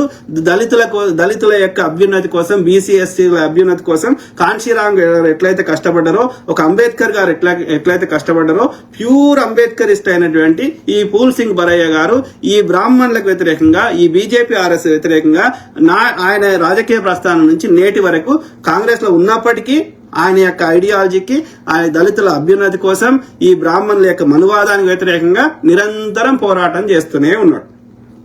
అర్థమైందా? సో ఆ క్రమంలో ఆయన ఇచ్చిన స్పీచ్ కి ఈ ముండా కొడుకు ఈమె దళితులు, మళ్ళా ఈ విప్లవశ్రీ ఆమె మాల, మహర్ అంటారు ఇక్కడ మాల అంటారు. సో ఇక్కడ మాదిగా అంటారు, అక్కడ చమార్ అంటారు. ఓకే, సో ఈ యొక్క దళిత అయినటువంటి ఈమె ఇంకో దళితుని మీద కాంగ్రెస్ కాబట్టి, కాంగ్రెస్ అయినా సరే ఆయన ఐడియాలజీ ఏంది, ఆయన నేపథ్యం ఏంది, ఆయన ఎక్కడి నుంచి వచ్చిండు, ఆయన ఏం మాట్లాడుతుండు, దాని తోక తల ముందు ఉపోద్ఘాతము, దాని ఇంట్రడక్షన్ మొత్తం దాని స్పీచ్ చెప్పకుండా ఎవడో ఏదో టైప్ చేసి బీజేపీ ఐటీ సేల్ చేస్తే నువ్వు ఒక జర్నలిజం చేసిన అమ్మాయివి, నువ్వు కూడా ఏది పడుతుంది మాట్లాడతా అంటే నువ్వు దాన్ని జర్నలిజం అంటారా? ఇదే తులసి చందు, నువ్వు రీసెర్చ్ చేయకుండా, 2 sides వర్షన్ వినకుండా, ప్రాపర్ యొక్క ఎవిడెన్స్ లేకుండా ఎవరి మీద పడితే వాళ్ళ మీద ఏది పడితే చెప్తే మీరు జర్నలిజం ఎందుకు అవుతారు? మీరు జర్నలిజం పేరు మీద వ్యభిచారం చేస్తున్నట్లు లెక్క. వ్యభిచారంతో ఎందుకు పోలుస్తామంటే, వ్యభిచారానికి వావి వరుసలు ఉండే, పైసలు వరిస్తే వాళ్ళతో వండుకుంటుంది. మీరు కూడా అంతే, జర్నలిజం పేరు మీద జర్నలిజం అనే వ్యభిచారం చేస్తారు. ఎవడు పైసలు ఎక్కువ ఇస్తే, ఎవడు చిల్లర ఇస్తే, ఎవడు మీకు సాటిస్ఫై చేస్తే మీ కోరికలు ఏముంటాయి, సో మీరు వాళ్ళ పాట పాడుతున్నారు. దాన్ని జర్నలిజం ఎందుకంటారా? వాస్తవం చెప్పడమే జర్నలిజం. అన్ని సైడ్ల వర్షన్ వినడం జర్నలిజం, ప్రాపర్ రీసెర్చ్ చేయడం జర్నలిజం, ప్రజలను తప్పుదో పట్టించడం వ్యభిచారం నీ స్వార్థ ప్రయోజనం కోసం. దాన్ని జర్నలిజం అన్నారు, వ్యభిచారమే అంటారు. అర్థమైందా? జర్నలిజం అనే వ్యభిచారం. ఆ క్రమంలో ఈయన గురించి ఒక 2 మాటలు చూద్దాం. क्योंकि वो जॉइंट इलेक्ट्रेट से आए हैं, वो बोल नहीं सकते हैं. बाबा साहेब अम्बेडकर ने कहा था, बाबा साहेब अम्बेडकर ने इसके ऊपर कहा था कि जॉइंट इलेक्ट्रेट में प्रवेश करने के बाद हमारे प्रतिनिधि कैसे हो जाएंगे, जैसे कुत्ते के मुंह पर बनी पट्टी. ठीक है, तो इसका कारण क्या ఆయన है? ఏమంటుండంటే సపరేట్ ఎలక్టోరేట్స్ ఉంటేనే మాకు ప్రయోజనం. అంటే దళితులు ఉంటే దళితులనే ఎన్నుకునే వ్యవస్థ ఉంటే ఒకప్పుడు ఉండేది బ్రిటిష్ కాలంలో. ఓకే, సో ఆ తర్వాత తీసేసారు. సో ఇప్పుడు అట్లా కాకుండా దళిత ఎమ్మెల్యే ఎన్నుకోవాలన్నా మిగతా అన్ని కులాల వారు ఎన్నుకోవాలి. అట్లనే ముస్లింలు అంటే అట్లా సపరేట్ ఎలక్టోరేట్స్ లేకుండా ఆ కంబైన్డ్ ఎలక్టోరేట్స్ ఉన్నాయి. అది ఎట్లాంటిదంటే కుక్కకు ఏదో చెప్పండి కదా, మూతికి పట్టి కట్టి అట్లా చెప్తున్నాడు కదా. సో అట్లా మాకు మా నోరు మూపిస్తున్నట్లు లెక్క అని చెప్తున్నాడు ఆయన. సో ఆయన కాంగ్రెస్ ఉన్నా కానీ ఆయన దళిత ఐడియాలజీని, ఆయన అంబేద్కర్ ఐడియాలజీని పూర్తిగా కొట్లాడుతున్న వ్యక్తి. అర్థమైందా? छोड़िए, काटने की छोड़िए कुत्ते को, कुत्ता भौंक भी नहीं पाएगा। ये बाबा साहेब अम्बेडकर ने उसी समय कह दिया था, फिर क्या कहा था कि इनके ऊपर से उम्मीद हटा देना, उम्मीद लगाना पढ़े लिखे लोग आगे बढ़ेंगे, वो कुछ करेंगे। तो आज हम लोग बैठे, तो राजू साहब ने कहा कि हम इसको पुनः से शुरू कर सकें, तो मैं समझता हूँ कि ज्वाइंट इलेक्ट्रेट को खत्म करके और सेपरेट इलेक्ट्रेट में अगर हम आ गए तो बाबा साहेब अम्बेडकर का सपना लगभग पूरा होने की तरफ पहुंच गया। एक बड़ा विषय सामाजिक गैर बराबरी, आर्थिक गैर बराबरी हमें नहीं मिलेगी। सामाजिक बराबरी हमको సో అట్లనే ఇంకొకటి రెండు ఇది ఏమన్నాడు, పూల్ సింగ్ బరయాన్ కా వివాదిత్ బయాన్ సీధే ముద్దే కి బాత్. ఇది చూద్దాం, ఇదేనా? So pumped because I just picked up my 1-800 contacts order. This is literally the best place to order your contacts. Let me tell you why. बराबरी मिलेगी क्यों? धर्म ऊपर ధరం మీద అంటున్నాడు. पहुंच गया। और धर्म में हमारी क्या पोजीशन है? धर्म में हमारे बारे में लिखा है 6743 जातियों के बारे में लिखा है, जिसमें schedule tribe, schedule caste, minority भी है, ओबीसी है। माइनॉरिटी तो बाद में बना, पहले तो ये हमारे वर्ग था। क्या लिखा है कि इसको पढ़ने का अधिकार नहीं, पढ़ेगा तो जीभ काटेंगे, सुनेगा तो कान में पिघला के शीशा भरेंगे। ఆయన మనుధర్మ శాస్త్రంలో ఏం రాసిండ్రో చెప్తున్నాడు. ఆ వేదాలు చదివితే నాలుకలు కోసిండ్రు, వేదాలు వింటే చెవులలో సీసం పోసిండ్రు అని చెప్తున్నాడు. बोलेंगे और रास्ते पर चलेगा तो उसके मुंह में हंडी लटकाएंगे, मुंह थूकेगा तो जमीन गंदी हो जाएगा, पवित्र हो जाएगी, पीछे झाड़ू लगा देंगे। సో ఏమంటున్నాడు, మూతికి ముంత కట్టిర్రు, మూటికి చీపురు కట్టిర్రు దళితునికి అని చెప్తున్నాడు. ये कोई सामाजिक बराबरी हो सकती है कभी? ఇది ఆధారాలు ఉన్నాయి కదా. ఇవేమి ఏది మన ఇక్కడ పూనా కేంద్రంగా ఆయన బీసీ అయినటువంటి శివాజీ వంశస్థులను తీసేసి ఒకరిని సతారులో వదిలేసి ఒకరిని రాయదుర్లో వదిలేసి వీడు పూనా కేంద్రంగా ఎవడు పరిపాలించిండు? చిత్ప్లవన్ ఆర్య బ్రాహ్మణులు కాదా? వాళ్ళ కాలంలో కాదా మూతికి ముంత ముట్టికి చిపురు కట్టింది? ఇలా బాజీరావు మస్తాని, తొక్కల మస్తాని అనే సినిమాలు తీసుకుంటున్న పేష్వాలు, ఈ పేష్వాల పాలనలో పూనా కేంద్రంగా ఈ యొక్క పరిపాలన వీళ్ళ చేలో తీసుకొని ప్రధానమంత్రి అనేటోడు ఏం చేసిండు? బీసీలను పక్క పెట్టి ఏం చేసిండు? మూతికి ముంత ముట్టికి చిపురు కట్టలే. కేరళలో వడయార్ బ్రాహ్మణులు పరిపాలించి అక్కడ దళిత స్త్రీకి వక్షోజాలకి ట్యాక్సులు వేసిర్రు. దళిత స్త్రీ పై వస్త్రం ధరించకూడదని నిబంధన పెట్టిర్రు. నంగేలి అనే ఒక ఆమె నీకు ట్యాక్స్ కట్టే శక్తి పైసలు నా దగ్గర లేవని ఆమె బ్రెస్ట్లను కట్ చేసుకున్నది. దాని మీద సినిమా కూడా వచ్చింది. ఇవన్నీ కాంగ్రెస్ వాడు పెట్టలేదే, పూల్ సింగ్ బరయ్య పెట్టలేదు కదా ఇవన్నీ. అరే నువ్వు దళిత స్త్రీ అయి ఉండి నువ్వేముండవే? ఆయన మొత్తం స్పీచ్ వినాలి కదా. ఆయన ఏమన్నాడు? ఈ యొక్క మనువాద పుస్తకాలలో బీసీ ఎస్సీ కాదు, నిజం కాదా? దేవదాసిగా ఒక బ్రాహ్మణ స్త్రీని చూపెట్టు విప్లవశ్రీ కాదు. మరి అది దేవునికి పెళ్లి చేస్తే దేవునికి, ఇప్పుడు ఆమె కృష్ణకుమారి కూడా చెప్పింది, అది దేవదాసి వ్యవస్థ మంచిదైతే మరి బ్రాహ్మణ స్త్రీ చేయించవచ్చు కదా, దేవుని కానుకనే కదా. దళిత స్త్రీతో ఎందుకు చేపిస్తారు? ఇది కాంగ్రెస్ పెట్టలే కదా, పూల్ సింగ్ బరయ్య పెట్టలే కదా ఈ దేవదాసి వ్యవస్థని. అవునా కాదా? చూపెట్టు ఒక్క బ్రాహ్మణ స్త్రీ దేవదాసి చేసింది చూపెట్టు. దేవునికి లగ్గం చేసి, కత్తికి లగ్గం చేసి ఆ యొక్క దేవంతా వాళ్ళకు బట్టలు లేకుండా నాట్యం చేపించి పూజారి కోరిక వచ్చినా, అక్కడ కరణానికి కోరిక వచ్చినా, మున్సబు కోరిక వచ్చినా కోరికలు తీర్చుకోలేదా? ఇది వాస్తవం కాదా? మిగతా అప్పుడు అంటరానితనం వచ్చి ఆ కార్యక్రమం చేసినప్పుడు మాత్రం మరి సుఖం ఉంటుందని అనుకున్నది వాళ్ళే కాదా, అబ్యూజ్ చేసింది వాళ్ళు కాదా? ఇదేమి చెత్త పుస్తకాలు రాసిండ్రా ఇట్లా బీసీ ఎస్సీ ఎస్టీల స్త్రీలని ఇట్లా రేపులు చేయండి ఇట్లా చేయమని వాళ్ళ చెత్త పుస్తకాలు రాసుకున్నారా గాడిద కొడుకులు? అట్లా అయితే తీర్థయాత్రలకు పోయిన ఫలితం వస్తుందని వాళ్ళు రాసుకున్నారు చెత్త పుస్తకాలు అని చెప్పిండు ఆయన. చెప్తే కాంగ్రెస్ ఆయన చెప్పిండు బీసీలను ఇట్లా అన్నారని. ఈ బీజేపీ ఐటీసీలు చెత్త ప్రచారం చేస్తుంది. ఎందుకంటే ఆ వాస్తవం ప్రజలకు తెలియద్దు. అట్లనే రాహుల్ గాంధీ పర్యటన ఈ యొక్క నీళ్ళ విషయం వచ్చింది ప్రచారం తెలియద్దు. అట్లాంటిది ఈ యొక్క ఈడ కూర్చున్నది విప్లవశ్రీ జర్నలిజం చేసిన అమ్మాయి కాంగ్రెస్ని తిడుతుంది. ఇది జర్నలిజం అన్నాడు. అట్లా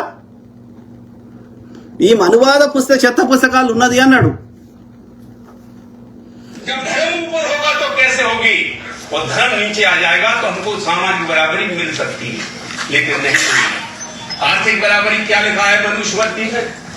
मनुस्मृति में लिखा है ये वर्ग धन तो कमा सकता है लेकिन अपने पास रख नहीं सकता, ये उसमें लिखा है। तो कैसे होगी आर्थिक बराबरी? तो फिर बाबा साहेब अम्बेडकर నేను కూడా లక్ష సార్లు చెప్పిన కదా, వాడు రాసుకున్న పుస్తకం చెత్త రాసుకున్నాడు కాబట్టి మనకు 5 కిలోల దొడ్డు రేషన్ బియ్యం ఇస్తాడు, లేకపోతే 2 రొట్టెలు ఇస్తాడు. ఎందుకంటే వాళ్ళకి సేవ చేయాలంటే మనం బతుకుండాలి కాబట్టి. కానీ మనం వానికి ఈక్వల్ గా బరాబరిగా చేయనియాడు, ఆర్థికంగా రానియాడు, మనకు లోన్లు ఇవ్వడు, మన అన్ని రకాలుగా అణిచివేస్తుండు. నాటి నుంచి నేటి వరకు మన వ్యవస్థ పెట్టింది, కుల వ్యవస్థ పెట్టింది, ఈ అంచెలంచెలు పెట్టింది, వర్ణ వ్యవస్థను పెట్టింది. వాడు పైన ఉండడం కోసము మనతో సేవ చేసుకోవడానికి, శ్రమ దోపిడీ చేయడానికి, ఆర్థిక దోపిడీ చేయడానికి. వాస్తవం కదా? పుస్తకం చెత్త రాసుకునే మనం ఏం చేయగలుగుతాం? వాళ్ళు ఏమంటారు? మీరు కూడా మాకు సమానం అయితే మా సండాసులో వాడు అడుగుతాడు, మాకు సేవ వాడు చేస్తాడు, మేము ఎట్లా కూర్చుండి సంతోషంగా ఉండగలుగుతాం? నువ్వు చేసే పని మేము చేయాల్సి వస్తుంది. వాస్తవం కదా అని చెప్తున్నాయి. मुक्ति का मार्ग आपको दे रहा हूं, कौन सा है कि जब धर्म ऊपर हो जाए तो उस धर्म में लात मार के निकल करके बाहर पहुंच जाता। तो शिड्यूल कास्ट तो सिविलाइज हो गया था, जो निकल रहा है, निकल चुका है, निकलेगा। लेकिन मुसीबत आ गई है ट्राइब की। ट्राइब को कैसे निकालें? ट्राइब के क्षेत्र में अभी आरएसएस के लोग घुस गए हैं और हनुमान जी की मूर्ति बांट रहे हैं। కాదా? వాస్తవం కదా? ఛత్తీస్గఢ్ అడవులకు వండి, మధ్యప్రదేశ్ అడవులకు వండి అక్కడ మనం పుస్తకాలు పంచమన్నాడు అంబేద్కర్ గారు, లేకపోతే పెన్నులు పంచమన్నాడు. వీళ్ళు హనుమాన్ లాకెట్లు పంచుతున్నారు. ఇలా హనుమంతుని తీసుకుపోయి ఆయన ఇప్పుడు హనుమంత్ ఇవాళ ఎవరైతే అంటారో కిష్కింద కర్ణాటక చెందిన వాళ్ళు ఈ యొక్క అడవి మనుషులని వాళ్ళ యొక్క మీరు ఎవడన్నా చూడండి, హనుమంతుడు వానరుడు అయితే అంటే వానరుడు అంటే వనంలో ఉండే నరుడు, కోతి కాదు, వనంలో ఉండే నరుడు. వనం అంటే అడవి, అడవిలో ఉండే మనుషులు. ఎందుకంటే సింపుల్, మీరు ఎప్పుడైనా రామాయణంలో కానీ ఈ యొక్క ఎప్పుడైతే ఈ హనుమంతుడు కానీ వానర సైన్యం అని చూపెట్టినప్పుడు వాళ్ళకి మూతి ఇట్లా ఉంటుంది, తోక ఉంటుంది. కానీ వాళ్ళ భార్యలకు ఎప్పుడైనా మీరు మూతి ఇట్లా కానీ తోక కానీ చూసిర్రా? జాంబవతి ఇంకెవరెవరో ఉంటారు కదా, కృష్ణుడు జాంబవతిని చేసుకున్నాడు, జాంబవంతుని కూతురు అంటారు కదా. ఆమె మూతి ఇట్లుందా? తోక ఉన్నదా? ఆడకోతులకు తోక ఉంటుంది కదా. మరి ఎప్పుడన్నా ఈ రామాయణంలో యొక్క వానరుల భార్యలకు ఉందా అంటే అర్థమైంది? వానరులు మనుషులకు మాట్లాడగలుగుతాయా అంటే వాళ్ళు కోతులు కాదు, అడవి మనుషులు, ట్రైబ్స్. హనుమంతుడు కూడా ఒక ట్రైబ్కి చెందినవాడు, అడవిలో ఉండే మనుషులు. మరి వాళ్ళకి తోకలు ఎందుకున్నాయి? తోకలు లేవు. వాళ్ళు కొంత దూరం ప్రయాణం చేసే టెక్నిక్ నేర్చుకున్నారు. చెట్లు ఎక్కాలంటే వాళ్ళు ఈ చెట్టు నుంచి ఆ చెట్టుకు, ఆ చెట్టు నుంచి తాడేసుకున్నారంటే ఆ నడుముకోటి తాడు లాంటిది కట్టుకున్నారు అని అర్థం. సింపుల్. ఇలా బాక్సింగ్ చేసే వాళ్ళు ఊపిరి బిగబట్టుకోవాలంటే ఇలా మోట్లో పెట్టుకుంటారు. అట్లా వీళ్ళు ఎక్కువ దూరం ప్రయాణం చేయాలన్నా, ఎక్కువ పని చేయాలన్నా, ఊపిరి ఆపుకోవాలంటే వాళ్ళకి మూతిలో ఇట్లా ఒకటి పెట్టుకుంటారు. అది ఇట్లా కోతులు లెక్కగా అనిపిస్తుంది. కోతులు కాదు. మరి ఎందుకు ఆ యొక్క ఈ హనుమంతుని తీసుకుపోయి రాముని కింద ఎందుకు కూర్చుండే పెట్టారు? ఈ చెస్ట్ ఒప్పితే ఆ రాముడు ఎందుకు కనిపిస్తాడు అంటే ఇండైరెక్ట్ సింబాలిక్ ఏం చెప్తారు అంటే ఇక్కడ ఉండే మూలవాసులు, అడవి మనుషులు, ఈ యొక్క శూద్రులు మాకు సేవ చేయండి రా, మా కాళ్ళ దగ్గర కూర్చోండి రా అని చెప్తున్నారు. అంతే సింబాలిక్. ఆర్యులు సింపుల్. అర్థమైందా? సో ఇది కంప్లీట్ చేద్దాం. हिंदू बन गया तो समझिए ट्राइब जिंदा ही मर जाए, इसको बचाने का कोई रास्ता नहीं है। అడవులలో ఆదివాసీలకి హనుమాన్ లాకెట్లు వస్తున్నారు, డే టు డే ప్రజా సమస్య దృష్టి మరుస్తున్నారు. ఈ ట్రైబ్స్, ఈ జాతుల వారు ఈ సనాతనం అనే పిచ్చి లేపితే ఇక మనము ఏం కొట్లాడలేని పరిస్థితి. ఈ యొక్క మతం పిచ్చి అనేది వాళ్ళకి లేవకుండా, ఈ సనాతనం అనే చెత్త వాళ్ళకి ఎక్కకుండా ఉండాలని చెప్తున్నాడు. తప్పేం చెప్తున్నాడు? హిందూయిజమే బుద్ధిజము. అందులో ఈ ఆర్యుల చెత్తని 2%, 1% తెచ్చి ఇలా కూర్చుంటే పెట్టిర్రు. హిందూ శబ్దం ఈ ఆర్యుల పుస్తకాలు దేంట్లో లేదు. అర్థమైందా? అదొక నది పేరు మీద వచ్చింది. సింధు నదిని వాళ్ళు హిందూ నది అనేవాళ్ళు పర్షియన్లు. వాళ్ళు భారతదేశం రావాలంటే ఆ హిందూ నదిని దాటుకొని రావాలి. కాబట్టి ఇప్పుడు మీరు ఏ ఇస్లామిక్ దేశం పోండి, హిందుస్థాన్ అనే పిలుస్తారు భారతదేశాన్ని. ఎందుకంటే వాళ్ళు భారతదేశంకి వచ్చేవాళ్ళు వర్తక వ్యాపారాలు చేసేవారు. కాబట్టి వాళ్ళు హిందుస్థాన్కి రావాలంటే హిందూ నదిని దాటుకొని రావాల్సిన పరిస్థితి ఉంది. కాబట్టి వాళ్ళు పర్షియన్లు కానీ, ఇస్లామిక్ కంట్రీస్ కానీ, అరబ్ కంట్రీలు కానీ భారతదేశంకి పెట్టిన పేరు హిందుస్థాన్. అదొక నది పేరు మీద వచ్చింది. హిందూ శబ్దము ఎక్కడా లేదు ఈ ఆర్యుల చెత్త పుస్తకాల్లో. రామాయణం తీయండి, మహాభారతం తీయండి, వేదాలు తీయండి, ఉపనిషత్తులు తీయండి, ఏ చెత్త పుస్తకాన్ని తీయండి. అగ్నిమెట్క కల్చర్ ఇక్కడ మూలవాసులకు లేదు. కాబట్టి ఇవాళ హిందూయిజం అంటుంది బుద్ధిజము. సింపుల్. जाता हुआ का एक रास्ता है कि दुनिया में ऐसी भी बिरादरियां हैं कि जिनकी कोई धर्म नहीं होती, अभी भी धर्म नहीं है। आदिवासी का भी कोई धर्म नहीं है, और आदिवासी की धर्म की शुरुआत झारखंड ने कर दी है। झारखंड में 2020 में एक विधेयक लाया गया है, धर्म कोड सरना, आदिवासी का धर्म सरना धर्म बनेगा, और इसका समर्थन శరణ అంటే శ్రమణ పరంపర. ఓకే, బుద్ధిజం అయిన శ్రమణ పరంపర అంటే దాని అర్థం ఏంటి అంటే శ్రమను నమ్ముకున్న వారు ఇక్కడి మూలవాసులు. సింపుల్. బుద్ధిజం, బుద్ధి అంటే ఏంది? జ్ఞానం రావడం, విషయ పరిజ్ఞానం రావడం, అన్ని విషయాల మీద అవగాహన రావడం. దాన్నే ఏమంటారు బుద్ధిజం అన్నారు. జ్ఞానము రావడం అంతే. ఆ పర్టికులర్ వృక్షం కింద, రావి చెట్టు కింద జరిగింది, పీపల్ చెట్టు కింద జరిగింది కాబట్టి ఆ రావి చెట్టుని ఈ 27వ బుద్ధునికి జరిగింది కాబట్టి దాన్ని బోధి వృక్షం అన్నారు. 26వ బుద్ధునికి లేకపోతే 27వ బుద్ధునికి వేరే చెట్టు కింద జరిగింది, దాన్ని కూడా బోధి వృక్షం అన్నారు. గౌతమ బుద్ధుడు అనేవాడు 27వ లేదా 28వ వాడు. అంతకన్నా ముందు కశ్యమ బుద్ధుడు ఉండేవాడు. అట్లా ఇంకా చాలా మంది 27 మంది బుద్ధులు ఉన్నారు. ఒక్కొక్క బుద్ధుడు 50, 60, 70, 80 ఏళ్ళు జీవించాడు గౌతమ బుద్ధుడు. అంతకంటే ముందు తక్కువ 50 ఏళ్ళు వేసుకున్నా, 60 ఏళ్ళు వేసుకున్నా, అట్లా 27 మంది ఇంటూ 50, 60 ఏళ్ళు వేసుకుంటే ఎంత అవుతుంది అంటే తక్కువ 2000 సంవత్సరాలు ఈ శక సంవత్సరానికి ముందు నుంచే బుద్ధిజం మనకు తెలిసి ఉంది. ఈ గౌతమ బుద్ధుడు ఎక్కువ పాపులర్ ఎందుకంటే మిగతా బుద్ధులు వాళ్ళ రాజ్యం విడిచి బయటకు రాలేదు. ఈ పర్టికులర్ గౌతమ బుద్ధుడు మాత్రం తన లుంబిని ఇప్పుడు నేపాల్, బీహార్ అవన్నీ కలిసే ఉండే అప్పుడు. సో ఇప్పుడు ఆయన రాజ్యం నుంచి బయటకు వచ్చి ప్రచారం చేయడం వల్ల ఆయనకి ఎక్కువ ప్రాచుర్యం లభించింది. ఆ తర్వాత దాన్ని ఇంకా పెద్ద లెవెల్లో ప్రాచుర్యం తీసుకొచ్చింది. ఎట్లయితే క్రిస్టియానిటీని ఒక ఏమంటారు ఒక చిన్న బెత్లెహాం అనే ఊర్లో ఉన్నదాన్ని ప్రపంచానికి చాటి చెప్పింది ఒక రోమన్ చక్రవర్తి అయినటువంటి కాన్స్టంటైన్ అని చెప్పినాక క్రిస్టియానికి ఎంత పాపులారిటీ వచ్చిందో, అదే విధంగా బుద్ధుడు చనిపోయినాక 200-300 సంవత్సరాల తర్వాత అశోకుడు అనే రాజు బుద్ధిజాన్ని ప్రపంచంలో వ్యాప్తి చేయడం వల్ల ఇవాళ రెస్ట్ ఆఫ్ ద ఏషియాలో కానీ ఇంకా అనేక దేశాల్లో ఇవాళ బుద్ధిజం ప్రబలుతున్నది. అర్థమైందా? సో కాబట్టి ఇంత చరిత్ర ఉన్నది. ఇంత ఒక బుద్ధుడు ఎక్కడ కూడా చెప్పలేదు, ఎక్కడ కూడా అద్భుతాలు చెప్పలేదు. అర్థమైందా?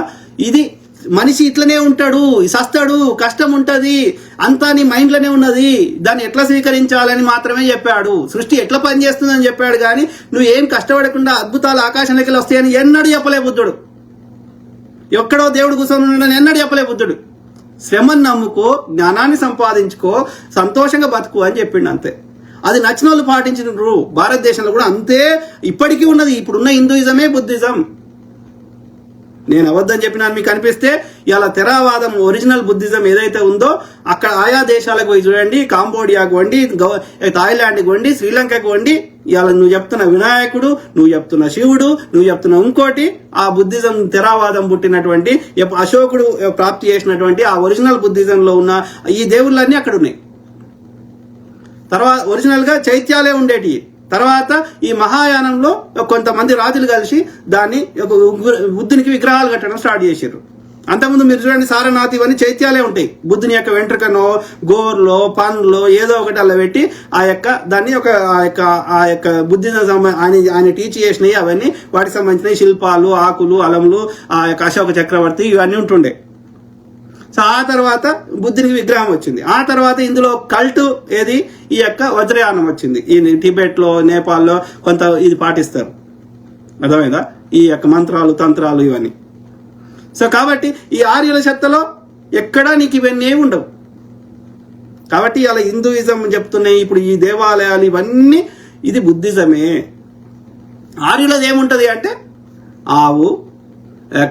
ఆవుల యొక్క యజ్ఞము, యాగము, యొక్క సోమరసము, యొక్క అశ్వమేధ యాగాలు, జంతు బలులు, నరబలులు, ఈ చెత్త అంతా గుర్రాలను సంపుకదినుడు, యొక్క అగ్ని మొక్కుడు, ఇది ఆర్యుల చెత్త ఉంటుంది.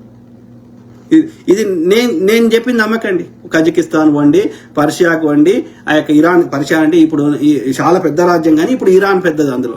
సో ఇరాన్కు వండి, ఇరాన్ ఇస్లాం కాకముందు అక్కడ ఏముండే, ఈ పేగిజం అంటే ఏంది, ఇవన్నీ తెలుసుకోండి, మీకు మొత్తం అర్థమవుతుంది. అవస్థ అంటే ఏంది, అది సంస్కృతం లెక్క ఎందుకు ఉంటుంది, ఓల్డ్ పర్షియా ఎందుకు సంస్కృతం లెక్క ఉంటుంది, ఇవన్నీ తెలుసుకోండి, మీకు పూర్తిగా అర్థమవుతుంది. సింపుల్. సో ఆ క్రమంలో ఈయన ఏం పాపం చేసిండు ఈ యొక్క పూల్ సింగ్ బరయ్య అంటే ఆయన వాస్తవం చెప్తున్నాడు. వాళ్ళ శత పుస్తకాలు లేదు, నేనెందుకు చెప్తున్నా, వాస్తవం నిజం అలా తప్పే ఉండదు కదా. तो हम कोशिश करें कि हमारा आदिवासी हिंदू ना बन पाए. अगर आदिवासी शरण बन जाए तो आदिवासी का भी मुक्ति का मार्ग निकल सकता है. आदिवासी की बड़ी लड़ाई, आदिवासी का जंगल कट रहा है, उसे ज्ञान नहीं है, क्योंकि आदिवासी आज भी सिविलाइज नहीं है. हमारी सबसे बड़ी लड़ाई तो यह है कि आदिवासी को सिविलाइज किया जाए. अत्याचार हो रहे हैं तो अत्याचार को समझे वो. आज तो वो अत्याचार भी नहीं समझ पा रहा है कि हो क्या रहा है. ये बड़ी समस्या है. बाबा साहेब अम्बेडकर ने कहा यही मुक्ति का मार्ग है. देश ऊपर होगा तो सारी समस्या सॉल्व हो जाएंगी, और धर्म ऊपर हो गया, जाति ऊपर हो गई, कोई समस्या सॉल्व नहीं होगी. निकल करके बाहर आ जाए. ఇవేమంటున్నాం మనం, ఏది అడిగినా రూపాయికి డాలర్ అన్నా 15 లక్షలు వేయమన్నా ఏ ప్రజా సమస్యను అడిగినా సరే ఏమంటున్నారు, జై శ్రీరామ్ అంటున్నారు. లేదు అంటే నువ్వు గొర్రె బిడ్డవి, నువ్వు యొక్క ముస్లింవి, నువ్వు ఇంకోటి నువ్వు యొక్క ఈ ఎడారి మతమోడివి. అదెందుకు వస్తుందిరా, అదెందుకు వస్తుంది? నువ్వు ట్యాక్సులు తీసుకునేటప్పుడు, జిఎస్టీ తీసుకునేటప్పుడు, ఎక్సైజ్ సుంకం తీసుకునేటప్పుడు అంటలేం కదా.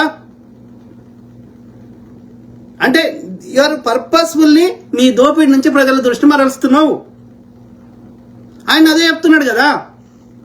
ఈ మతం ముచ్చుల వడ్డరా అంటే నేను చాలాసార్లు చెప్పినా కదా, బీఆర్ఎస్ వెనక ముందు కొట్లాడొచ్చు, ఎందుకంటే ప్రజా సమస్యల మీద చర్చ ఉంటుంది, దోపిడీ మీద చర్చ ఉంటుంది. ఈ మతం పిచ్చి లేపితే అది డ్రగ్స్ కంటే, ఆల్కహాల్ కంటే ఇంకా భయంకరమైంది. దానిలోకెళ్ళి బయట తీర్చుడు చాలా కష్టము అంధభక్తుల్ని. అది ఏ మతమైనా సరే.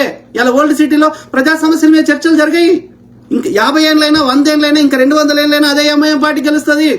రోడ్డు మంచిగా చేయకున్నా, ఓల్డ్ సిటీ దుర్గంధంగా ఉన్నా, అక్కడ ఎలాంటి డెవలప్మెంట్ చేయకున్నా, వాడు ఎంఐఎం పార్టీ వాడు లక్షలకు 8,000 కోట్లు దోసుకున్నా, 5,000 కోట్ల వాడు ఇలా 50,000 కోట్ల అధిపతి అయినా, రెస్ట్ ఆఫ్ ద ఒకప్పుడు రెస్ట్ ఆఫ్ ద వరల్డ్ అడవులు లెక్క ఉండి ఒక ఓల్డ్ సిటీ బ్రహ్మాండంగా ఉన్నటువంటి గోల్కొండ కానీ ఇలా ఏదైతే ఓల్డ్ పాతపూర్ నగరం అంటున్నామో బ్రహ్మాండంగా హైయెస్ట్ డెవలప్డ్ ఉన్నటువంటిది ఇవాళ భయంకరంగా నీచంగా తయారైనా కానీ ఎవరు రెస్ట్ ఆఫ్ ద హైదరాబాద్ బ్రహ్మాండంగా డెవలప్ అవుతున్నా కానీ అక్కడ అడగలేని పరిస్థితి. ఎందుకని? ఆ మతం అనే పిచ్చి లేపే వరకు మతం మీద జరుగుతున్నాయి, ప్రజా సమస్యల మీద ఎన్నికలు జరుగుతలేవు. వేరే పార్టీ వాడు పోటీ చేసినా గెలుస్తలేడు. కాబట్టి మతం అనేది చాలా భయంకరమైనటువంటి, డ్రగ్స్ కంటే అతి భయంకరమైంది. ఇది మన గుడ్డోని చేస్తుంది, ఒక మత్తులో ఉంచుతుంది, ప్రజా సమస్యల మీద చర్చలు ఉండవు.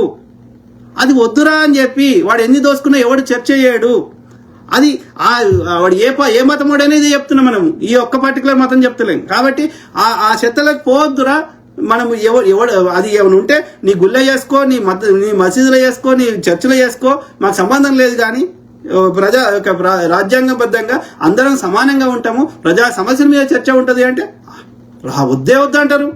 ఎందుకని వాడు చెత్త పుస్తకం రాసుకున్నాడు, ఆ మనోధర్మశాస్త్రం రాసుకున్నాడు. ఏమని వాడు పైన ఉండాలంటే మిగతా వాళ్ళందరికీ ఇట్లా ఈ చెత్త. बाहर आएंगे आपकी समस्या का समाधान शुरू हो जाएगा, ये बात बाबा साहेब अम्बेडकर ने कहा था. సో దీంట్లో ఏం తప్పు మాట్లాడండి ఆయన చెప్పు. ఎక్కడ దళిత స్త్రీలని ఆయన చేయమని ఎక్కడ ఉన్నది చూపెట్టండి. వాడి చెత్త పుస్తకాలు రాసుకున్నాడని చెప్పిండు. ఇది పోవద్దు, ఇది ప్రజలకు పోవద్దు. ఎవరో ఏదో చెప్పడం వేరు. నువ్వు చదువుకుని జర్నలిజం చేసిన అమ్మాయి ఇట్లా మాట్లాడితే నాకు ఎంత కోపం వస్తుంది. కష్టాలు మొదలైండు అంటే ఎస్సీ ఎస్టీ బీసీ మహిళలు అయితే రేప్ చేయొచ్చు, వాళ్ళని రేప్ చేయడం మా మత గ్రంథాల్లో ఉంది అని చెప్తున్నటువంటి ఈ ఫూల్ సింగ్ బరయ్య అనే కాంగ్రెస్ ఎమ్మెల్యే లాంటి బుర్రలు ఉన్నటువంటి మనుషులు మన చుట్టూ చాలా మంది ఉన్నారు. ఇక్కడ మహిళల విషయం వచ్చేసరికి అఫ్కోర్స్ మనుస్మృతే చెప్పింది మహిళలు దళితుల లాంటి వాళ్ళే, దళితులే అని చెప్పేసి. అయితే ఇక్కడ దళిత మహిళల గురించి ఇంకా ప్రత్యేకంగా మాట్లాడుకోవాలి. మనుస్మృతి అట్లా చెప్పలే. మనుస్మృతి దళితులు అనే కాన్సెప్టే లేదు. వర్ణ వ్యవస్థలో దళితులు ఏం లేదు. మీరు చూపెట్టండి ఎక్కడైనా. నాలుగే ఉంటాయి వర్ణాలు. ఏది బ్రాహ్మణుడు, క్షత్రియుడు తల నుంచి కిందికి రావాలి. ఓకే, బ్రాహ్మణుడు ఎలకెళ్ళి నోట్లకెళ్ళి, పై భాగం ముఖంలోకి వెళ్ళి. ఓకే, క్షత్రియుడు భుజాల్లోకి వెళ్ళి, తర్వాత వైశ్యుడు తొడలకెళ్ళి, మిగతా వాళ్ళంతా కాళ్ళకి వెళ్ళి. 4 వర్ణాలు. దళిత వర్ణం ఎక్కడుందో చూపెట్టండి. లేదు, వర్ణాలు 4. అర్థమైందా? సో దళితులు అనే వాళ్ళు కూడా శూద్రుల్లో ఒక వర్ణం. సో అయితే అందరికంటే ఎక్కువ భయంకరంగా ఈ వివక్షకు వ్యతిరేకంగా భయంకరంగా కొట్లాడింది దళితులు. ఎందుకంటే మనకున్న సమాచారం మేరకి దళితులు వాళ్ళు ఒక రాజుల్లాగా బతికిన వాళ్ళు అన్నట్టు. బేసికల్గా ఏంది, ఈ వీడు పెట్టిన చెత్త వర్ణ వ్యవస్థని పూర్తి ఘోరంగా కొట్లాడిన వాళ్ళు దళితులు ఎందుకయ్యారు అంటే అది ఇప్పుడు నా చిన్నప్పుడు చూసేవాడిని. ఎవడన్నా తప్పు చేస్తే ఏది ఊరు కసిరికి చెట్టుకు కట్టేసి కొట్టేకాడికి కొట్టి ఏం చేసేటోళ్ళు వెలివేసేటోళ్ళు అన్నట్టు.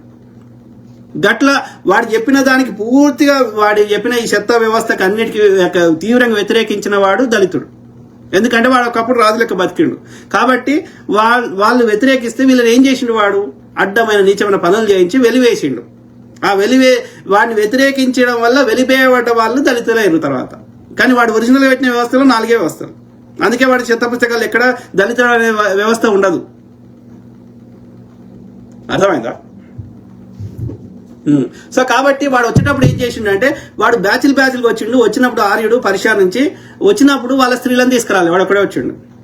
అందుకని ఇక్కడున్న ప్రతి మూలవాసుని శూద్రుడే అన్నాడు. అర్థమైందా? అందుకే రెడ్డి, కమ్మ, కాపు, ఇలా అగ్రకులం అని ఎవరైతే అంటుర్రో వాళ్ళు కూడా శూద్రులే. వ్యవసాయం చేసుకునే వాళ్ళు కూడా శ్రామికులు, శూద్రులే. అందుకే రెడ్డి అయినా, కమ్మ అయినా, కాపు అయినా బ్రాహ్మణ్ కాలు మొక్కుతాడు. కానీ ఏ బ్రాహ్మణుడు కూడా వెల్మోని కాలు మొక్కలేదు. ఏనాడు కేసీఆర్ చిన్నజీఆర్ కాలు మొక్కిండు, కానీ చిన్నజీఆర్ కేసీఆర్ కాలు అయినాడు మొక్కలే. మీరు ఏ గుడికన్నా వండి, ఏ రెడ్డి అయినా, ఏ వెలమైనా, ఏ కమ్మ అయినా, ఏ కాపు అయినా ఆ యొక్క బ్రాహ్మణ్ కాళ్ళే మొక్కుతాడు. కానీ ఉల్టా ఉండదు. క్షత్రియుడు బ్రాహ్మణ్ కాలు మొక్కుతాడు, బ్రాహ్మణుడు క్షత్రియ కాలు మొక్కడు, వైశ్యుడు బ్రాహ్మణ్ కాలు మొక్కుతాడు, బ్రాహ్మణుడు ఇది మొక్కడు. సో దాన్ని బట్టి మీరు అర్థం చేసుకోండి. సింపుల్. ఆ ఆర్యులలో ఈ 3 వ్యవస్థలు ఉన్నాయి. ఆర్య బ్రాహ్మణుడు, ఆర్య బనియా, ఆర్య వైశ్యుడు. ఆర్య వైశ్యుడు అంటే మళ్ళీ నల్లగున్న వైశ్యులు ఆర్యులు గారు. తెల్లతోలు ఉన్నల గురించి చెప్తున్నా నేను, నార్త్ ఇండియా గురించి చెప్తున్నా. ఇక్కడ లోకల్ ఉన్న నల్ల బ్రాహ్మణులు, నల్ల వైశ్యులు వాళ్ళు కన్వర్టెడ్ కాబడ్డ వాళ్ళు ఆర్యులు గారు. తెల్లగున్న వాళ్ళే ఆర్యులు, పర్షియా నుంచి వచ్చిన వాళ్ళే. ఆ పర్షియా రక్తం ప్రవహిస్తున్న వాళ్ళే, ఆ జీన్స్ ఉన్న వాళ్ళే ఆర్యులు, ఆ తెల్లగున్న వాళ్ళే. సో ఆ యొక్క డిఎన్ఏ. ఓకే, సో ఆ విధంగా ఆ ఆర్యులలో ఈ 3 ఏది ఆర్య బ్రాహ్మణులు, ఆర్య బనియాలు, ఆర్య క్షత్రియులు. ఈ మిగతా వాళ్ళంతా శూద్రులు, ఈ మూలవాసులు అందరూ. సింపుల్. సో కాబట్టి వాడు స్త్రీలను తెలియదు కాబట్టి స్త్రీలను కూడా శూద్రులు అన్నాడు వాడు. అంతకుముందు మాతృ వ్యవస్థ ఉండేది. స్త్రీలను యొక్క పూజ చేసేవాళ్ళు. స్త్రీలని తల్లి సమానంతో చూసేవారు, చాలా గౌరవించేవారు. స్త్రీ పేరే వాళ్ళ యొక్క ఇంటి పేరు తోకలు. ఇప్పుడు తండ్రి పేరు పెట్టుకుంటే తల్లి పేరే పెట్టుకుంటారు, స్త్రీ పేరే పెట్టుకుంటారు. అందుకే ఆ యొక్క శాతవాహనులకి అది ఉంటుంది కదా అనేది శాతకర్ణి అనేది పెట్టుకుంటాడు కదా ఆయన. సో తల్లి పేరు పెట్టుకునేవారు. ఇది బుద్ధిజం ఇవన్నిట్లో మాతృక వ్యవస్థ ఉండేది, మాతృస్వామిక వ్యవస్థ. ఇప్పుడు ఈ ఆర్యుడు వచ్చినాక పితృస్వామిక వ్యవస్థ అయింది. ఆడదాన్ని ఆట వస్తువు లెక్క చూడడం స్టార్ట్ అయింది. బట్టలు లేకుండా నాట్యం చేయడం ఆర్యులు తెచ్చిన సాంప్రదాయం, ఇక్కడ మూలవాసుల సాంప్రదాయం కాదు అది. ఈ రోజు ఈ మహిళల గురించి నేటి రాజకీయ పరిస్థితుల్లో ఇంకా ఎక్కువ మాట్లాడుకోవాలి. ఈ రోజు ఈ భూసింగ్ పరయ్య అన్నటువంటి వ్యాఖ్యల్ని మనం తప్పుపడుతున్నప్పుడు చాలా మంది ఏమన్నారంటే అతన్ని కాదు తప్పుపట్టాల్సింది, అతను ఏ మూలాల్లోంచి అయితే తీసుకున్నాడో దాన్ని, అంటే ఆ మతాన్ని తప్పుపట్టండి, ఆ మత గ్రంథాన్ని పట్టండి, ఆ కాస్టిజం ని తప్పుపట్టండి అని అన్నారు. బ్రో అది తప్పు పడుతూనే ఉన్నాము. కానీ ఇట్లాంటి వాళ్ళు ఏమైంది, వీళ్ళొక ఎమ్మెల్యే స్థాయిలో ఉన్నటువంటి వ్యక్తి సామాజికంగా ఆర్థికంగా వెనుకబడ్డటువంటి వాళ్ళని ఎందుకు ఇంత పెద్ద మాట అనగలిగిందో, ఇతనికి విచక్షణ లేదా, వాళ్ళ మత గ్రంథాన్ని ఏమి చెప్తారు? ఆయన ఎవరు ఈమె రీసెర్చ్ చేసిందా మిత్రులారా? ఆయన ఒక దళిత ఎమ్మెల్యే, బీఎస్పీ పార్టీ వ్యవస్థాపక మెంబర్లలో ఆయన, ఫౌండర్లలో ఆయన ఒక్కడు. కాన్షీరాంక్ అత్యంత సన్నిహితుడు, బీఎస్పీలో పనిచేసినాడు. అంబేద్కర్ ఐడియాలజీ కోసం నార్త్ ఇండియాలో మధ్యప్రదేశ్లో సంపూర్ణంగా కొట్లాడుతున్న వ్యక్తి 24 గంటలు. ఆయన మోస్ట్ ఆఫ్ ద లైఫ్ ఈ దళిత పార్టీలలో ఉన్నవాడే. రీసెంట్ గా ఆయన కాంగ్రెస్ లో జాయిన్ అయ్యాడు. కాంగ్రెస్ లో ఉన్నా కానీ ఆయన అంబేద్కర్ ఐడియాలజీ కోసం పోరాడుతున్న వ్యక్తి. అయినా సరే ఇవి ఎలాంటి రీసెర్చ్, నేను జర్నలిజం చేయలే, మాస్ కమ్యూనికేషన్ చేయలే, మాస్టర్స్ ఇన్ కంప్యూటర్ సైన్స్ చేసిన అమెరికాలో 20 ఏళ్ళు ఒక ప్రోగ్రామర్ అనలిస్ట్ గా కంప్యూటర్ టెక్ లీడ్ గా పనిచేసిన. నేను నీ లెక్క జర్నలిజం చేయలే, అయినా కానీ ఎనఫ్ రీసెర్చ్ చేసినాకనే నేను ముచ్చట చెప్తా. నువ్వు జర్నలిజం అని చెప్పుకొని మాస్ కమ్యూనికేషన్ లో మాస్టర్ చేస్తూ ఉస్మాన్ యూనివర్సిటీలో ఇది ఆ జర్నలిజం. I don't understand. నేను చెప్తాను, సిగ్గు లేకుండా మీడియా ముందుకు వచ్చి సిగ్గు లేకుండా వాటిని జీవితంలో ఫాలో అవుతారా? వాళ్ళకి కామన్ సెన్స్ అనేది ఒకటి ఉండాలి కదా. అండ్ అదర్ థింగ్ ఈస్, ఇక్కడ ఎస్పెషల్లీ దళిత విమెన్ అయితే కాస్టిజం ని వాళ్ళు బ్యాటిల్ చేయాలి, కాస్టిజం తో పేట్రియార్కీతో బ్యాటిల్ చేయాలి. సొసైటీలో ఉన్నటువంటి చాలా రకాల అసమానతల్ని జెండర్ పరంగా దళితులని ఇలా అట్రాక్ట్ చేయడం తెచ్చింది కాంగ్రెస్ వాడే. ఓకే, ఇవాళ రాష్ట్ర స్థాయిలో కానీ దేశ స్థాయిలో చూడండి మీరు. ఓకే, ఇలా దళితుడు ఉప ముఖ్యమంత్రిగా ఉన్నాడు. దళితులు ఎంతో మంది మాలలు మాదిగలు ఇద్దరు మంత్రులుగా ఉన్నారు. వివేక్ వెంకటస్వామి గారు కావచ్చు, అడ్లూరి లక్ష్మణ కుమార్ కావచ్చు, దామోదర్ రాజనరసింహ గారు కావచ్చు, ఇంకెవరైనా కావచ్చు, ఎమ్మెల్యేలు కావచ్చు, ఎంపీలు కావచ్చు, అట్లనే రాష్ట్ర స్థాయిలో మంత్రులు కావచ్చు, స్పీకర్ గారు కావచ్చు. మీరు చెప్పండి, దేశ స్థాయిలో మల్లికార్జున ఖర్గే, ఆమె మీరా కుమార్, ఇట్లా అనేక మంది దళితులు ఇలా ఉన్నత స్థానంలో రాష్ట్ర స్థాయిలో కానీ దేశ స్థాయిలో అది కాంగ్రెస్ లో ఉన్నారు. ఇక మిగతా కొన్ని వేరే దళితుల కోసమే అవతరించిన కొన్ని పార్టీలు ఉన్నారు. బీజేపీలో చూపెట్టండి, బీఆర్ఎస్ లో చూపెట్టండి. దళితుల నీడను కూడా తాకడానికి వాళ్ళకి ఇష్టపడరు. ఆలోచించగలుగుతారా?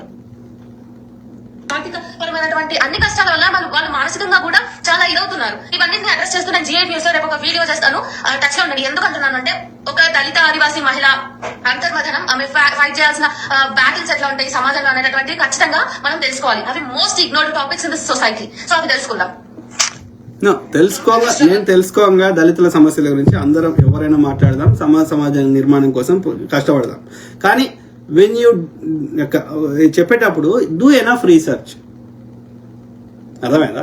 నీకు వ్యక్తిగతంగా కాంగ్రెస్ నచ్చకపోతే అది నీ వ్యక్తిగతంగా ఉండని, కానీ when you choose a topic do enough research. కరెక్ట్గా రీసెర్చ్ చేసి వాస్తవాలను మాత్రమే ప్రజలకు చెప్పాలి.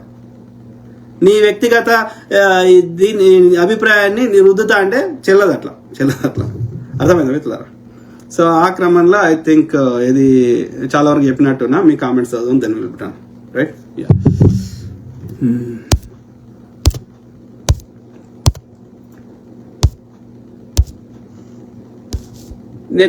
నేను ఇష్యూ బేస్డ్ గా మాట్లాడితే కథ ఏమంటారు, కాంగ్రెస్ అంటారు.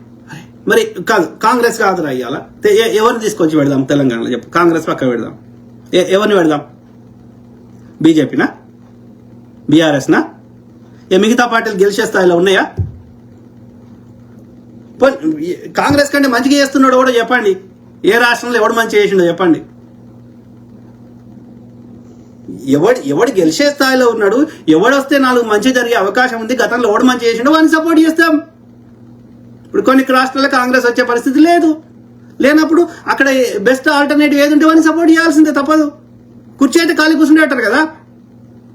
ఇప్పుడు వెస్ట్ బెంగాల్లో కాంగ్రెస్ గతంలో బలంగా ఉండేది, ఇప్పుడు తృణమూల్ కాంగ్రెస్ ఉంది. ఇలా తృణమూల్ కాంగ్రెస్ ని నయాన్నో భయాన్నో అనేక రకాలుగా కుట్రలు చేసి వాళ్ళు సిబిఐ ఈడీ అని చెప్పి ఆ యొక్క బలమైన లీడర్ అందులోకి వెళ్ళి తీసుకొని ఆ విధంగా అక్కడ మేమే ఆల్టర్నేటివ్ అన్నట్టుగా వాళ్ళు మిస్యూజ్ చేసి బీజేపీ 2014 వచ్చే నాటికి 15 రాష్ట్రాలు ఉన్న కాంగ్రెస్ వాళ్ళు ఏడ లేకుండా ఎందుకు చేసిర్రు, మోసం చేసిర్రు. లేదంటే సిబిఐ ఈడీ వాడుకున్నారు. మహారాష్ట్ర ఎన్నికలకు ముందు ఎన్సీపీని చీల్చిండ్రు, షిండే పార్టీని ఆయన ఉద్ధవ్ ఠాక్రే ఆయన చీల్చిండ్రు. సో ఇట్లా చేసిర్రు, అన్ని మోసం చేసి అన్ని రకాలుగా చేసి ఇలా కాంగ్రెస్ లేదు లేదు అంటే ఒకవేళ నువ్వు చెప్పినట్టు లేకున్నా సరే అక్కడ ఎవడుంటే వానికి మద్దతు ఇస్తాం, బీజేపీకి అయితే మద్దతు ఇవ్వం. కూర్చునైతే ఖాళీ కూర్చుంటాం కదా. ఇలా డిఎంకే ఉందాడా, డిఎంకేకి మద్దతు ఇవ్వాలి, అక్కడ తృణమూల్ కాంగ్రెస్ ఉంది, ఇవ్వాల్సి వస్తుంది. ఎండ్ ఆఫ్ ద డే ఎవడు గెలిచే శక్తి ఉంది, ఎవడి వల్ల అంత ఇప్పుడు మంచిగా చేయకుండా నాశనం చేయకుండా చాలు కదా. ఇప్పుడు వాజ్పేయిని మేము తిడతలేము, ఎందుకని ఆయన మంచిగా చేసిండో లేదో, ఆయన హిందుత్వ చెత్త ఎత్తుకున్నా మతం చెత్త ఎత్తుకున్నా కానీ మోడీ అంతా చెడగొట్టలేదు, మొత్తం దేశాన్ని నాశనం చేయలేదు, మొత్తం అదానికి అమ్మి పెట్టలేదు. కాబట్టి మంచిగా చేయకుండా కానీ నాశనం చేయకుంటే వాడు గొప్పోడు. కాబట్టి వాడ గెలిచే అవకాశం ఎవరికి ఉంది, అందులో ఎవడు ఎంతో కొంత మంచి చేసే అవకాశం ఉందో వానికి మద్దతు ఇస్తాం. తెలంగాణ కాంగ్రెస్ ఉంటే ఇంకో రాష్ట్రంలో వేరే పార్టీ ఉండొచ్చు. ఎండ్ ఆఫ్ ద డే ప్రజల సొమ్ము ప్రజలకు ఖర్చు పెట్టాలి. 10 రూపాయలు తిన్నా సరే 70 నుంచి 80 రూపాయలు ప్రజలకు ఖర్చు పెట్టేటోడు మనకు కావాలంతే. 10 రూపాయలు కూడా తినొద్దు అంటే సాధ్యం కాదు. అది అన్ని మన రక్తంలో ఉన్నప్పుడు ఈ పార్టీ వాడు ఆ పార్టీకి పోయినప్పుడు అది ఐడియలిజం ఎక్స్పెక్ట్ చేయకూడదు. మొహమ్మద్ ఫయాజుద్దీన్, గుడ్ మార్నింగ్ అన్న. Good morning brother. ఎట్లా తయారైనంటే కొంతమంది వెరీ అన్ఫార్చునేట్ మిత్రులారా, వెరీ అన్ఫార్చునేట్, చిల్లరకి అమ్ముడు పోతున్నారు. నా ఇల్లు మంచిగుంటే చాలు, నా అన్న తమ్ముడు అక్క ఉద్యోగాలు రాకపోయినా, నా అన్నదమ్ములు నాశనమైనా మాకు బాధ లేదు. ఇలా నేను ఊరికి దూరం పెట్టి డప్పు కొట్టుకోమని అంటరానితనం పెట్టినటువంటి ఆ మనువాదులకి నువ్వు ఏ పార్టీలో ఉన్నా బీజేపీ ఓటేమని చెప్పినా అంటే మందకృష్ణ అవన్నీ ఏమనాలే. మాది వాళ్ళు డబ్బు కొట్టుకోమని చెప్తాడు, వాని బిడ్డను కొట్టుకోమంటుండవాడు. అంటే మాదిగా వాళ్ళ యొక్క ఆత్మగౌరవాన్ని ఎవరి దగ్గర తాకట్టు పెడుతున్నాడు, ఎవడు కొట్టుకోమని చెప్పిన డప్పు వానికే ఓటేయమని చెప్తున్నాడు. ఎందుకని వీనికి పద్మశ్రీ ఇస్తాడు, వీనికి చిల్లర ఇస్తాడు, కథం. నీ ఇల్లు మంచిగుంటే చాలు, నీ బిడ్డల కొడుకులు మంచిగుంటే చాలు, నీ తోటి దళితులు సంఖ్య నాకపోయినా నీకు బాధ లేదు. ఇలా పొద్దుగాలేస్తే ఏది బీఎస్పీలో ఉండి బహుజనుల కోసం అని చెప్పి పొద్దుగాలేస్తే ఫోన్ ట్యాపింగ్ చేసిండ్రు, మాకు అనేక రకాలుగా మమ్మల్ని దోసుకున్నారు అని పొద్దుగాలేస్తే కేసీఆర్ని తిట్టి ఆ యొక్క దళితుని స్టేజ్ మీదకి ఎక్కి అన్నటువంటి వాడిని ఇవాళ మళ్ళీ వాని పార్టీలో జాయిన్ అయితే ఏమనాలి వాడిని ఆర్ఎస్ ప్రవీణ్ కానీ. అంటే నీ స్వార్థ ప్రయోజనం మీద చూసుకుంటావు తప్ప జాతి ప్రయోజనాలు చూడవా? నువ్వు మళ్ళీ దళితులకు రిప్రజెంటేటివ్, దళితులకు లీడర్ అని చెప్తే నేను నేనైతే నాకు కొట్టుకోవాలి. మరి చేయమనరా? అరే ఆర్ఎస్ ప్రవీణ్ గా ఏది నిన్ను బీఆర్ఎస్ కి అధ్యక్షుని చేయమనరా, ఉపాధ్యక్షుని చేయమని. సరే అధ్యక్షుడు అంటే కేసీఆర్ చచ్చిపోయేదాకా ఉంటాడేమో కానీ కనీసం కేటీఆర్ స్థానంలో ఉపాధ్యక్షుని చేయమని చెప్తాడ్రా. బీజేపీకి మొన్న వాడిని బాబునోని చేశారు రామచంద్రరావుని, వాని బదులు బీజేపీలో దళితులు లేరా? వాని ఏమన్ ఆ యొక్క బీజేపీకి అధ్యక్షుని, రాష్ట్ర అధ్యక్షుని చెప్తారా? దళితుని కింద వాడు పనిచేయడు, బామ్మని యొక్క కాళ్ళు మొక్కుతాడు, సాష్టాంగ నమస్కారం చెప్తాడు, సీఎం కుర్చీలో కూర్చొని పెడతాడు, కానీ దళితుని కింద పనిచేయడానికి వాళ్ళకి నచ్చదు. కాంగ్రెస్ లో చేస్తలేరా? రేవంత్ రెడ్డి అయినా సరే ఆయన పోయి ఖర్గే కాళ్ళు మొక్కిండు. రెడ్డిలు ఎంతో మంది దళితులను పెళ్లి చేసుకున్నాను చూపెడతా. చెత్త లంజా కొడుకులు. లాల్ నెహ్రూ కోపెల్ జైవాడ. Thank you brother. గలీజ్ ముడ కొడుకు తయారై మిత్రులారా. ఈ యొక్క దళితులలో కొద్దిమంది చిల్లరకు అమ్ముడు పడుకోవాలి ఎక్కువైపోయారు. Sorry, I'm very sorry, but we have to realize తోటి దళితులకి చాలా అన్యాయం చేస్తున్నారు. అట్లాంటి దొంగ నామ కొడుకులని దయచేసి మీరు జాగ్రత్తగా ఉండాలి. తెలంగాణ శాంపగిడిపల్లి వాళ్ళది బీజేపీ పార్టీ కాదు, రేవంత్ రెడ్డి మంచి మాట చెప్పారు. బ్రిటిష్ జనతా పార్టీ అసలు వాళ్ళు ఈ దేశం వాళ్లే కాదు, ఆర్యులు, వాళ్లకు సమాధానం చెప్పాల్సిన అవసరం లేదన్నా. వాళ్ళని ఈ దేశం నుండి తరిమే రోజు దగ్గరలోనే ఉంది. మార్వాడి గోబ్యాక్ ఉద్యమం మొదలైంది కదా, ఈ ఉద్యమం సక్సెస్ అయిన తర్వాత ఆర్యులను ఎల్లగొట్టే పని పెట్టుకున్న ఈ కొడుకులు వచ్చి ఇక్కడ అంటరానితనాన్ని సృష్టించి మన సంపద అంతా దోచుకొని మన దేశాన్ని సర్వనాశనం చేస్తున్నారు. Correct brother Shyam. అట్లనే ఆ ముండ కొడుకులు ట్యాక్సులు కూడా కట్టారు మిత్రులారా. ఇలా ఏ మార్వాడోడు అన్న చూడండి క్యాషే తీసుకుంటాడు, వాడు నంబర్ 1 ట్యాక్స్ ఎగ్గొడతారు. మళ్ళీ వాడు మనని దేశద్రోహి అంటాడు. వాడు దేశద్రోహం చేసుకుంటా, వాడు ట్యాక్సులు కట్టకుండా వాడు దేశద్రోహం చేసుకుంటా, మనం ట్యాక్సులు కట్టి అన్ని కట్టి చిన్న ఇది కాంగ్రెస్ హయాంలో చాలా వాటికి ట్యాక్స్ తీసుకోలే పేదోళ్ళకి దగ్గర, ఆ వాటికి కూడా ట్యాక్సులు వేసిండు వీడు వచ్చి ధనవంతులకు ట్యాక్సులు తగ్గిస్తున్నాడు. Very unfortunate. మంచిలే Duniya. బోడుపుల Ajay Kumar, namaste to all my brothers, sisters, friends, everyone. Okay. చిన్న Kolluru, thank you brother. Ramagala Bhaskar Rajanna, namaste. మీరు చాలా కరెక్ట్ గా మాట్లాడుతున్నారన్న. ఉన్నట్లుగా కుండబద్దలు కొట్టినట్టు మన భారతదేశ పాలకులకు ఎన్నడూ కనువిప్పు జరుగుతుందో ప్రశ్నించడం మాత్రం ఆపొద్దన్న గారు మీరు. అదే బ్రదర్, నా శాయశక్తుల ప్రయత్నం చేస్తుంటే నేను ఏ పోస్ట్ పెడితే చెత్త బీజేపీ ఐటీ సెల్ పొద్దుగాల లేస్తే ఇక గొర్రె బిడ్డ ఇదే పనికిరాని చెత్త. Very unfortunate. ప్రజా సమస్యల మీద చర్చలు ఉండవు, ఎంతసేపు దాని యొక్క మతం చుట్టూ తిప్పాలి. అరే ఎందుకురా? ఇప్పుడు కాదు, మీరు చెప్పండి దయచేసి మిత్రులారా, ఏ జీవి ఏ దేవుని మొక్కుతుందో నాకు చెప్పండి. కుక్క పొద్దుగాలు వేస్తే ఏ దేవుని మొక్కుతుందో చెప్పండి. ఓ పక్షి ఏ దేవుని మొక్కుతుందో చెప్పండి. ఒక పాము ఏ దేవుని మొక్కుతుందో చెప్పండి. మనం కూడా ఒక 3000 సంవత్సరాల కింద ఈ మతం అనే కాన్సెప్ట్ వచ్చింది. ఇప్పటికీ అడవి మనుషులు చాలా ట్రైబ్స్ ఉన్నాయి. అమెజాన్ అడవుల నుంచి మొదలు పెడితే, శ్రీలంక అడవుల నుంచి మొదలు పెడితే, ఆఫ్రికాల అడవుల వరకు, నేటి వరకు కూడా అనేక ట్రైబ్స్ ఏ దేవుని మొక్కుతాయో నాకు చెప్పండి.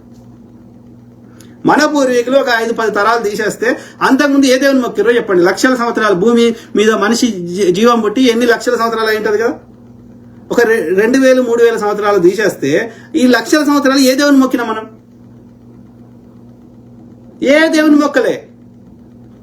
ఆకలి అయితే తిన్నాము, ప్రకృతి తగ్గట్టుగా మనం ఏమేమి జంతువులు ఎట్లయితే దినచర్య ఎట్లయితే చేస్తున్నాం మనం కూడా అట్లే చేసినాం. సింపుల్. మరి ఇవాళ ఈ దేవుడు ఎందుకు వచ్చే ఈ ఆడవడం మన ఎందుకు ఈ లక్షల సంవత్సరాలు కంట్రోల్ చేయని ఇప్పుడు సడన్ గా ఎందుకు కంట్రోల్ చేయబట్టే? వాడు మంచిగా చేయకుండా చెడు ఎందుకు చేస్తాడు? వాడు ఎవడో మరి ఆ దేవుడు యొక్క ఇన్ని కంట్రోల్ చేస్తాడు, ఎవడో ఈ తాళంషేయి వీని దగ్గర పెట్టినట్టు ఈ పాస్టర్ దగ్గరనో, ఈ యొక్క ముల్లా దగ్గరనో, ఈ యొక్క బాపనం దగ్గరనో, ఈ మఠాధిపతి దగ్గరనో, ఈ పూజారి దగ్గర ఎందుకు పెడతాడికి? ఆ యొక్క అంత పెద్ద పవర్ఫుల్ వాడు ఈడు చెప్తే ఎందుకు తింటాడు? ఒక మనిషి ఇన్ని లక్షల కోట్ల జీవులను, ఒక మనిషే కాకుండా మనిషే 800 కోట్ల మంది ఉన్నారు. వాళ్ళు కాకుండా ఈ లక్షల కోట్ల జీవరాశులని, పాము ఎటుపోతున్నది, తేలు ఎటుపోతున్నది, సీమ ఎవరిని గరుస్తున్నది, ఇవన్నీ ఎట్లా కంట్రోల్ చేస్తాడు ఒక్కడు? ఎందుకు ఈ చెత్త నింపుడు మాకు? నువ్వు దోసుకోవడానికి, నువ్వు కష్టపడడానికి, పని చేయకుండా నీకు ఏ పని చేయడానికి బద్ధకమయ్యి నువ్వు మా దగ్గర చిల్లర కోసం ఈ మాకు చెత్త నింపుతా అంటే? కొన్ని విలువతోటి బతుకు, దాన్నే మతం అని పేరు పెడతా, బుద్ధుడు చెప్పినట్టు పెడతా అంటే పెట్టుకో. కానీ దేవుడి పేరు చెప్పి వసూలు చేస్తా, ఇక పొద్దుగాలు వేస్తే మతాల చుట్టూ కొట్లాడ పెడతా, ఈ చెత్త నింపుతా, మూఢనమ్మకాలు నింపుతా. I don't tolerate. అందుకే అంటున్నా ఈ చెత్త వద్దురా అయ్యా. అందుకే అంటున్నా ఏ దేవుని ఏ మతాన్ని ఏ దేవుని మొక్కకుంటే అయిపోయింది. అన్ని జీవుల లెక్క మనం కూడా ప్రకృతిని మొక్కుంటే అయిపోయింది, ప్రకృతిని పాటిస్తే అయిపోయింది. Simple, right? వీళ్ళకి అంత శక్తి ఉంటే తిప్పండి, భూమిని కొంచెం ఫాస్ట్గా తిప్పండి, సూర్యుని తూర్పును వచ్చేటోని పడమర చేయండి. ఏదైనా మాకు అనిపించినట్టు ఏరి మీ మంత్రాలతో, ఏ మతమైనా చెప్తున్నా, అప్పుడు నేను నమ్ముతా మీరు అరే మీ మంత్రాలకు శక్తి ఉందిరా అని. అంటే అర్థమైంది, ప్రకృతి ఏం చేయాలనో అది చేస్తూనే ఉంటుంది. నువ్వు చెప్తున్నది నేను చెప్తున్నది, సింపుల్. కాబట్టి ఈ చెత్తలో మనం ఎందుకు పడాలి? సో రాజా దాసరి, నమస్తే అండి. నమస్తే బ్రదర్. నిజం చెప్తే నచ్చదు, దోసుకునేటోళ్ళకి దొంగలకి నచ్చదు. అయినా కానీ మనం నిజం చెప్పాలి, ఎందుకంటే నిజం చెప్పడం వల్ల మన అందరికీ మంచి జరుగుతుంది. కాబట్టి నిజంలో బతికితే, ఆ ప్రకృతికి అనుకూలంగా బతికితే మనం సంతృప్తిగా బతుకుతాం. కాబట్టి 4 రోజులు ఎక్కువ బతుకుతాం. కాబట్టి నిజంలో బతుకుతాము. మనం నిజం తెలుసుకొని మనము మన యొక్క సమస్యల మీద కొట్లాడాలి. యొక్క మెజారిటీ దొంగనా కొడుకులు మన కోసమే అని చెప్పి వాని కోసం చూసుకుంటుండో, కులాన్ని మతాన్ని వాడుకుంటుండో తప్ప మనకి కులద్రోహులు మతద్రోహులు అయిన. ఇంకా అలా బీజేపీ అందరికంటే పెద్ద పీట వేసింది. కాబట్టి ప్రతి అంశం మీద అవగాహన చేస్తా, అట్లనే మీ తరఫున వాయిస్ ఇస్తా, అట్లనే పూర్తిగా నిష్పక్షపాతంగా నాకు వ్యక్తిగతంగా ఎలాంటి అభిప్రాయాలు ఒకవేళ ఉంటా అది నా వ్యక్తిగతంగా ఉంటది. కానీ ముచ్చట చెప్పేటప్పుడు ముచ్చటను వాస్తవంగా ఉన్నదన్నట్టు చెప్తా. నా వ్యక్తిగతంగా 99% నేను ముచ్చట చెప్పేది నా వ్యక్తిగత అభిప్రాయాలు సేమే ఉంటాయి, కానీ ఒకవేళ ఎక్కడన్నా కాన్ఫ్లిక్ట్ వచ్చినా కానీ ముచ్చట లెక్కనే చెప్తా. సింపుల్, అంతే కదా. సింపుల్. మనకు వీడికి వచ్చి ముచ్చట నేను ఎందుకు వచ్చిన వీడికి? నాకు ఫోన్ ఉంది కాబట్టి రాలే.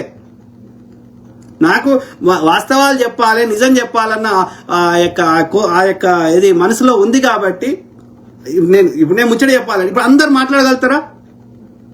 అందరికి విషయ పరిజ్ఞానం ఉంటుందా? ఉంటుంది. వాళ్ళు కష్టపడి తెలుసుకోవాలనుకుంటే ఉంటుంది.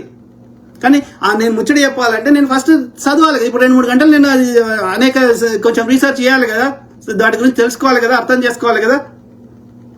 కాబట్టి ఇప్పుడు నా 2-3 గంటలు టైం కేటాయించి అది తెలుసుకొని మళ్ళీ 1-2 గంటలు చెప్పినా అంటే ఒక 5-6 గంటలు నేను మినిమం కేటాయించిన కదా. ఎందుకు కేటాయించిన? నా దగ్గర ఫోన్ ఉంది కాబట్టి కేటాయించలే. నాకు తెలుసుకోవాలని, నా సమాజానికి మంచి చేయాలని నాకు మనసులో ఉంది కాబట్టి, నాకు ఆ ప్రేమ ఉంది కాబట్టి చేసిన. అవునా కాదా? ఎవడు వాడితే వాడు ఏది వాడితే అది మాట్లాడతారు. మరి ఇదే సోషల్ మీడియా అని అంటారు. సోషల్ మీడియా లేకపోతే మరి ఎట్లా చెప్పుకుంటారా? మరి డెమోక్రసీ అంటే ఏంది? అవునా కాదా? సో కాబట్టి దాన్ని అబ్యూజ్ చేస్తున్న వాళ్ళు ఉంటారు కొద్దిమంది. వాళ్ళని ప్రజలు పసిగడతారు కదా, అట్లాంటి వాళ్ళు నమ్మరు కదా. అట్లాంటి వాళ్ళు చెప్తే వాళ్ళని ప్రజలకు ట్రోల్ చేస్తారు కదా, కామెంట్ పెడతారు కదా అవన్నీ తప్పు చెప్తే. అంటే నేను ఎందుకు చెప్తున్నా అంటే, ఎవ్వడు మాట్లాడొద్దు వీళ్ళకి. వాళ్ళ దోపిడిని ఎవ్వడు ప్రశ్నించవద్దు, ఎవడు ప్రజల్ని ఎడ్యుకేట్ చేయొద్దు. చేస్తే వాళ్ళు దోపిడీ చేసుకోలేరు కాబట్టి వాడు మనని వ్యక్తిగతంగా టార్గెట్ చేస్తాడు. Very unfortunate. Gudipalle Obulesu. Hi sir. Hi brother. So Yuvaraj Manne, good morning అన్న, చాలా బాగా చెప్పావన్న. అదే బ్రదర్, చెప్తూనే ఉంటా. సో నిరంతరము నాకు వీలైన కాడికి. సో అందరు బాగుండాలి, అందులో మనం ఉండాలి. Okay. So god bless all. God అదే న్యాచురల్ గా వస్తుంది కానీ గాడ్ బ్లెస్ అనే కంటే ప్రకృతి bless all, nature bless all of us. Okay. So ప్రకృతి, nature bless all of us. Okay. Take care and have a great day. Bye.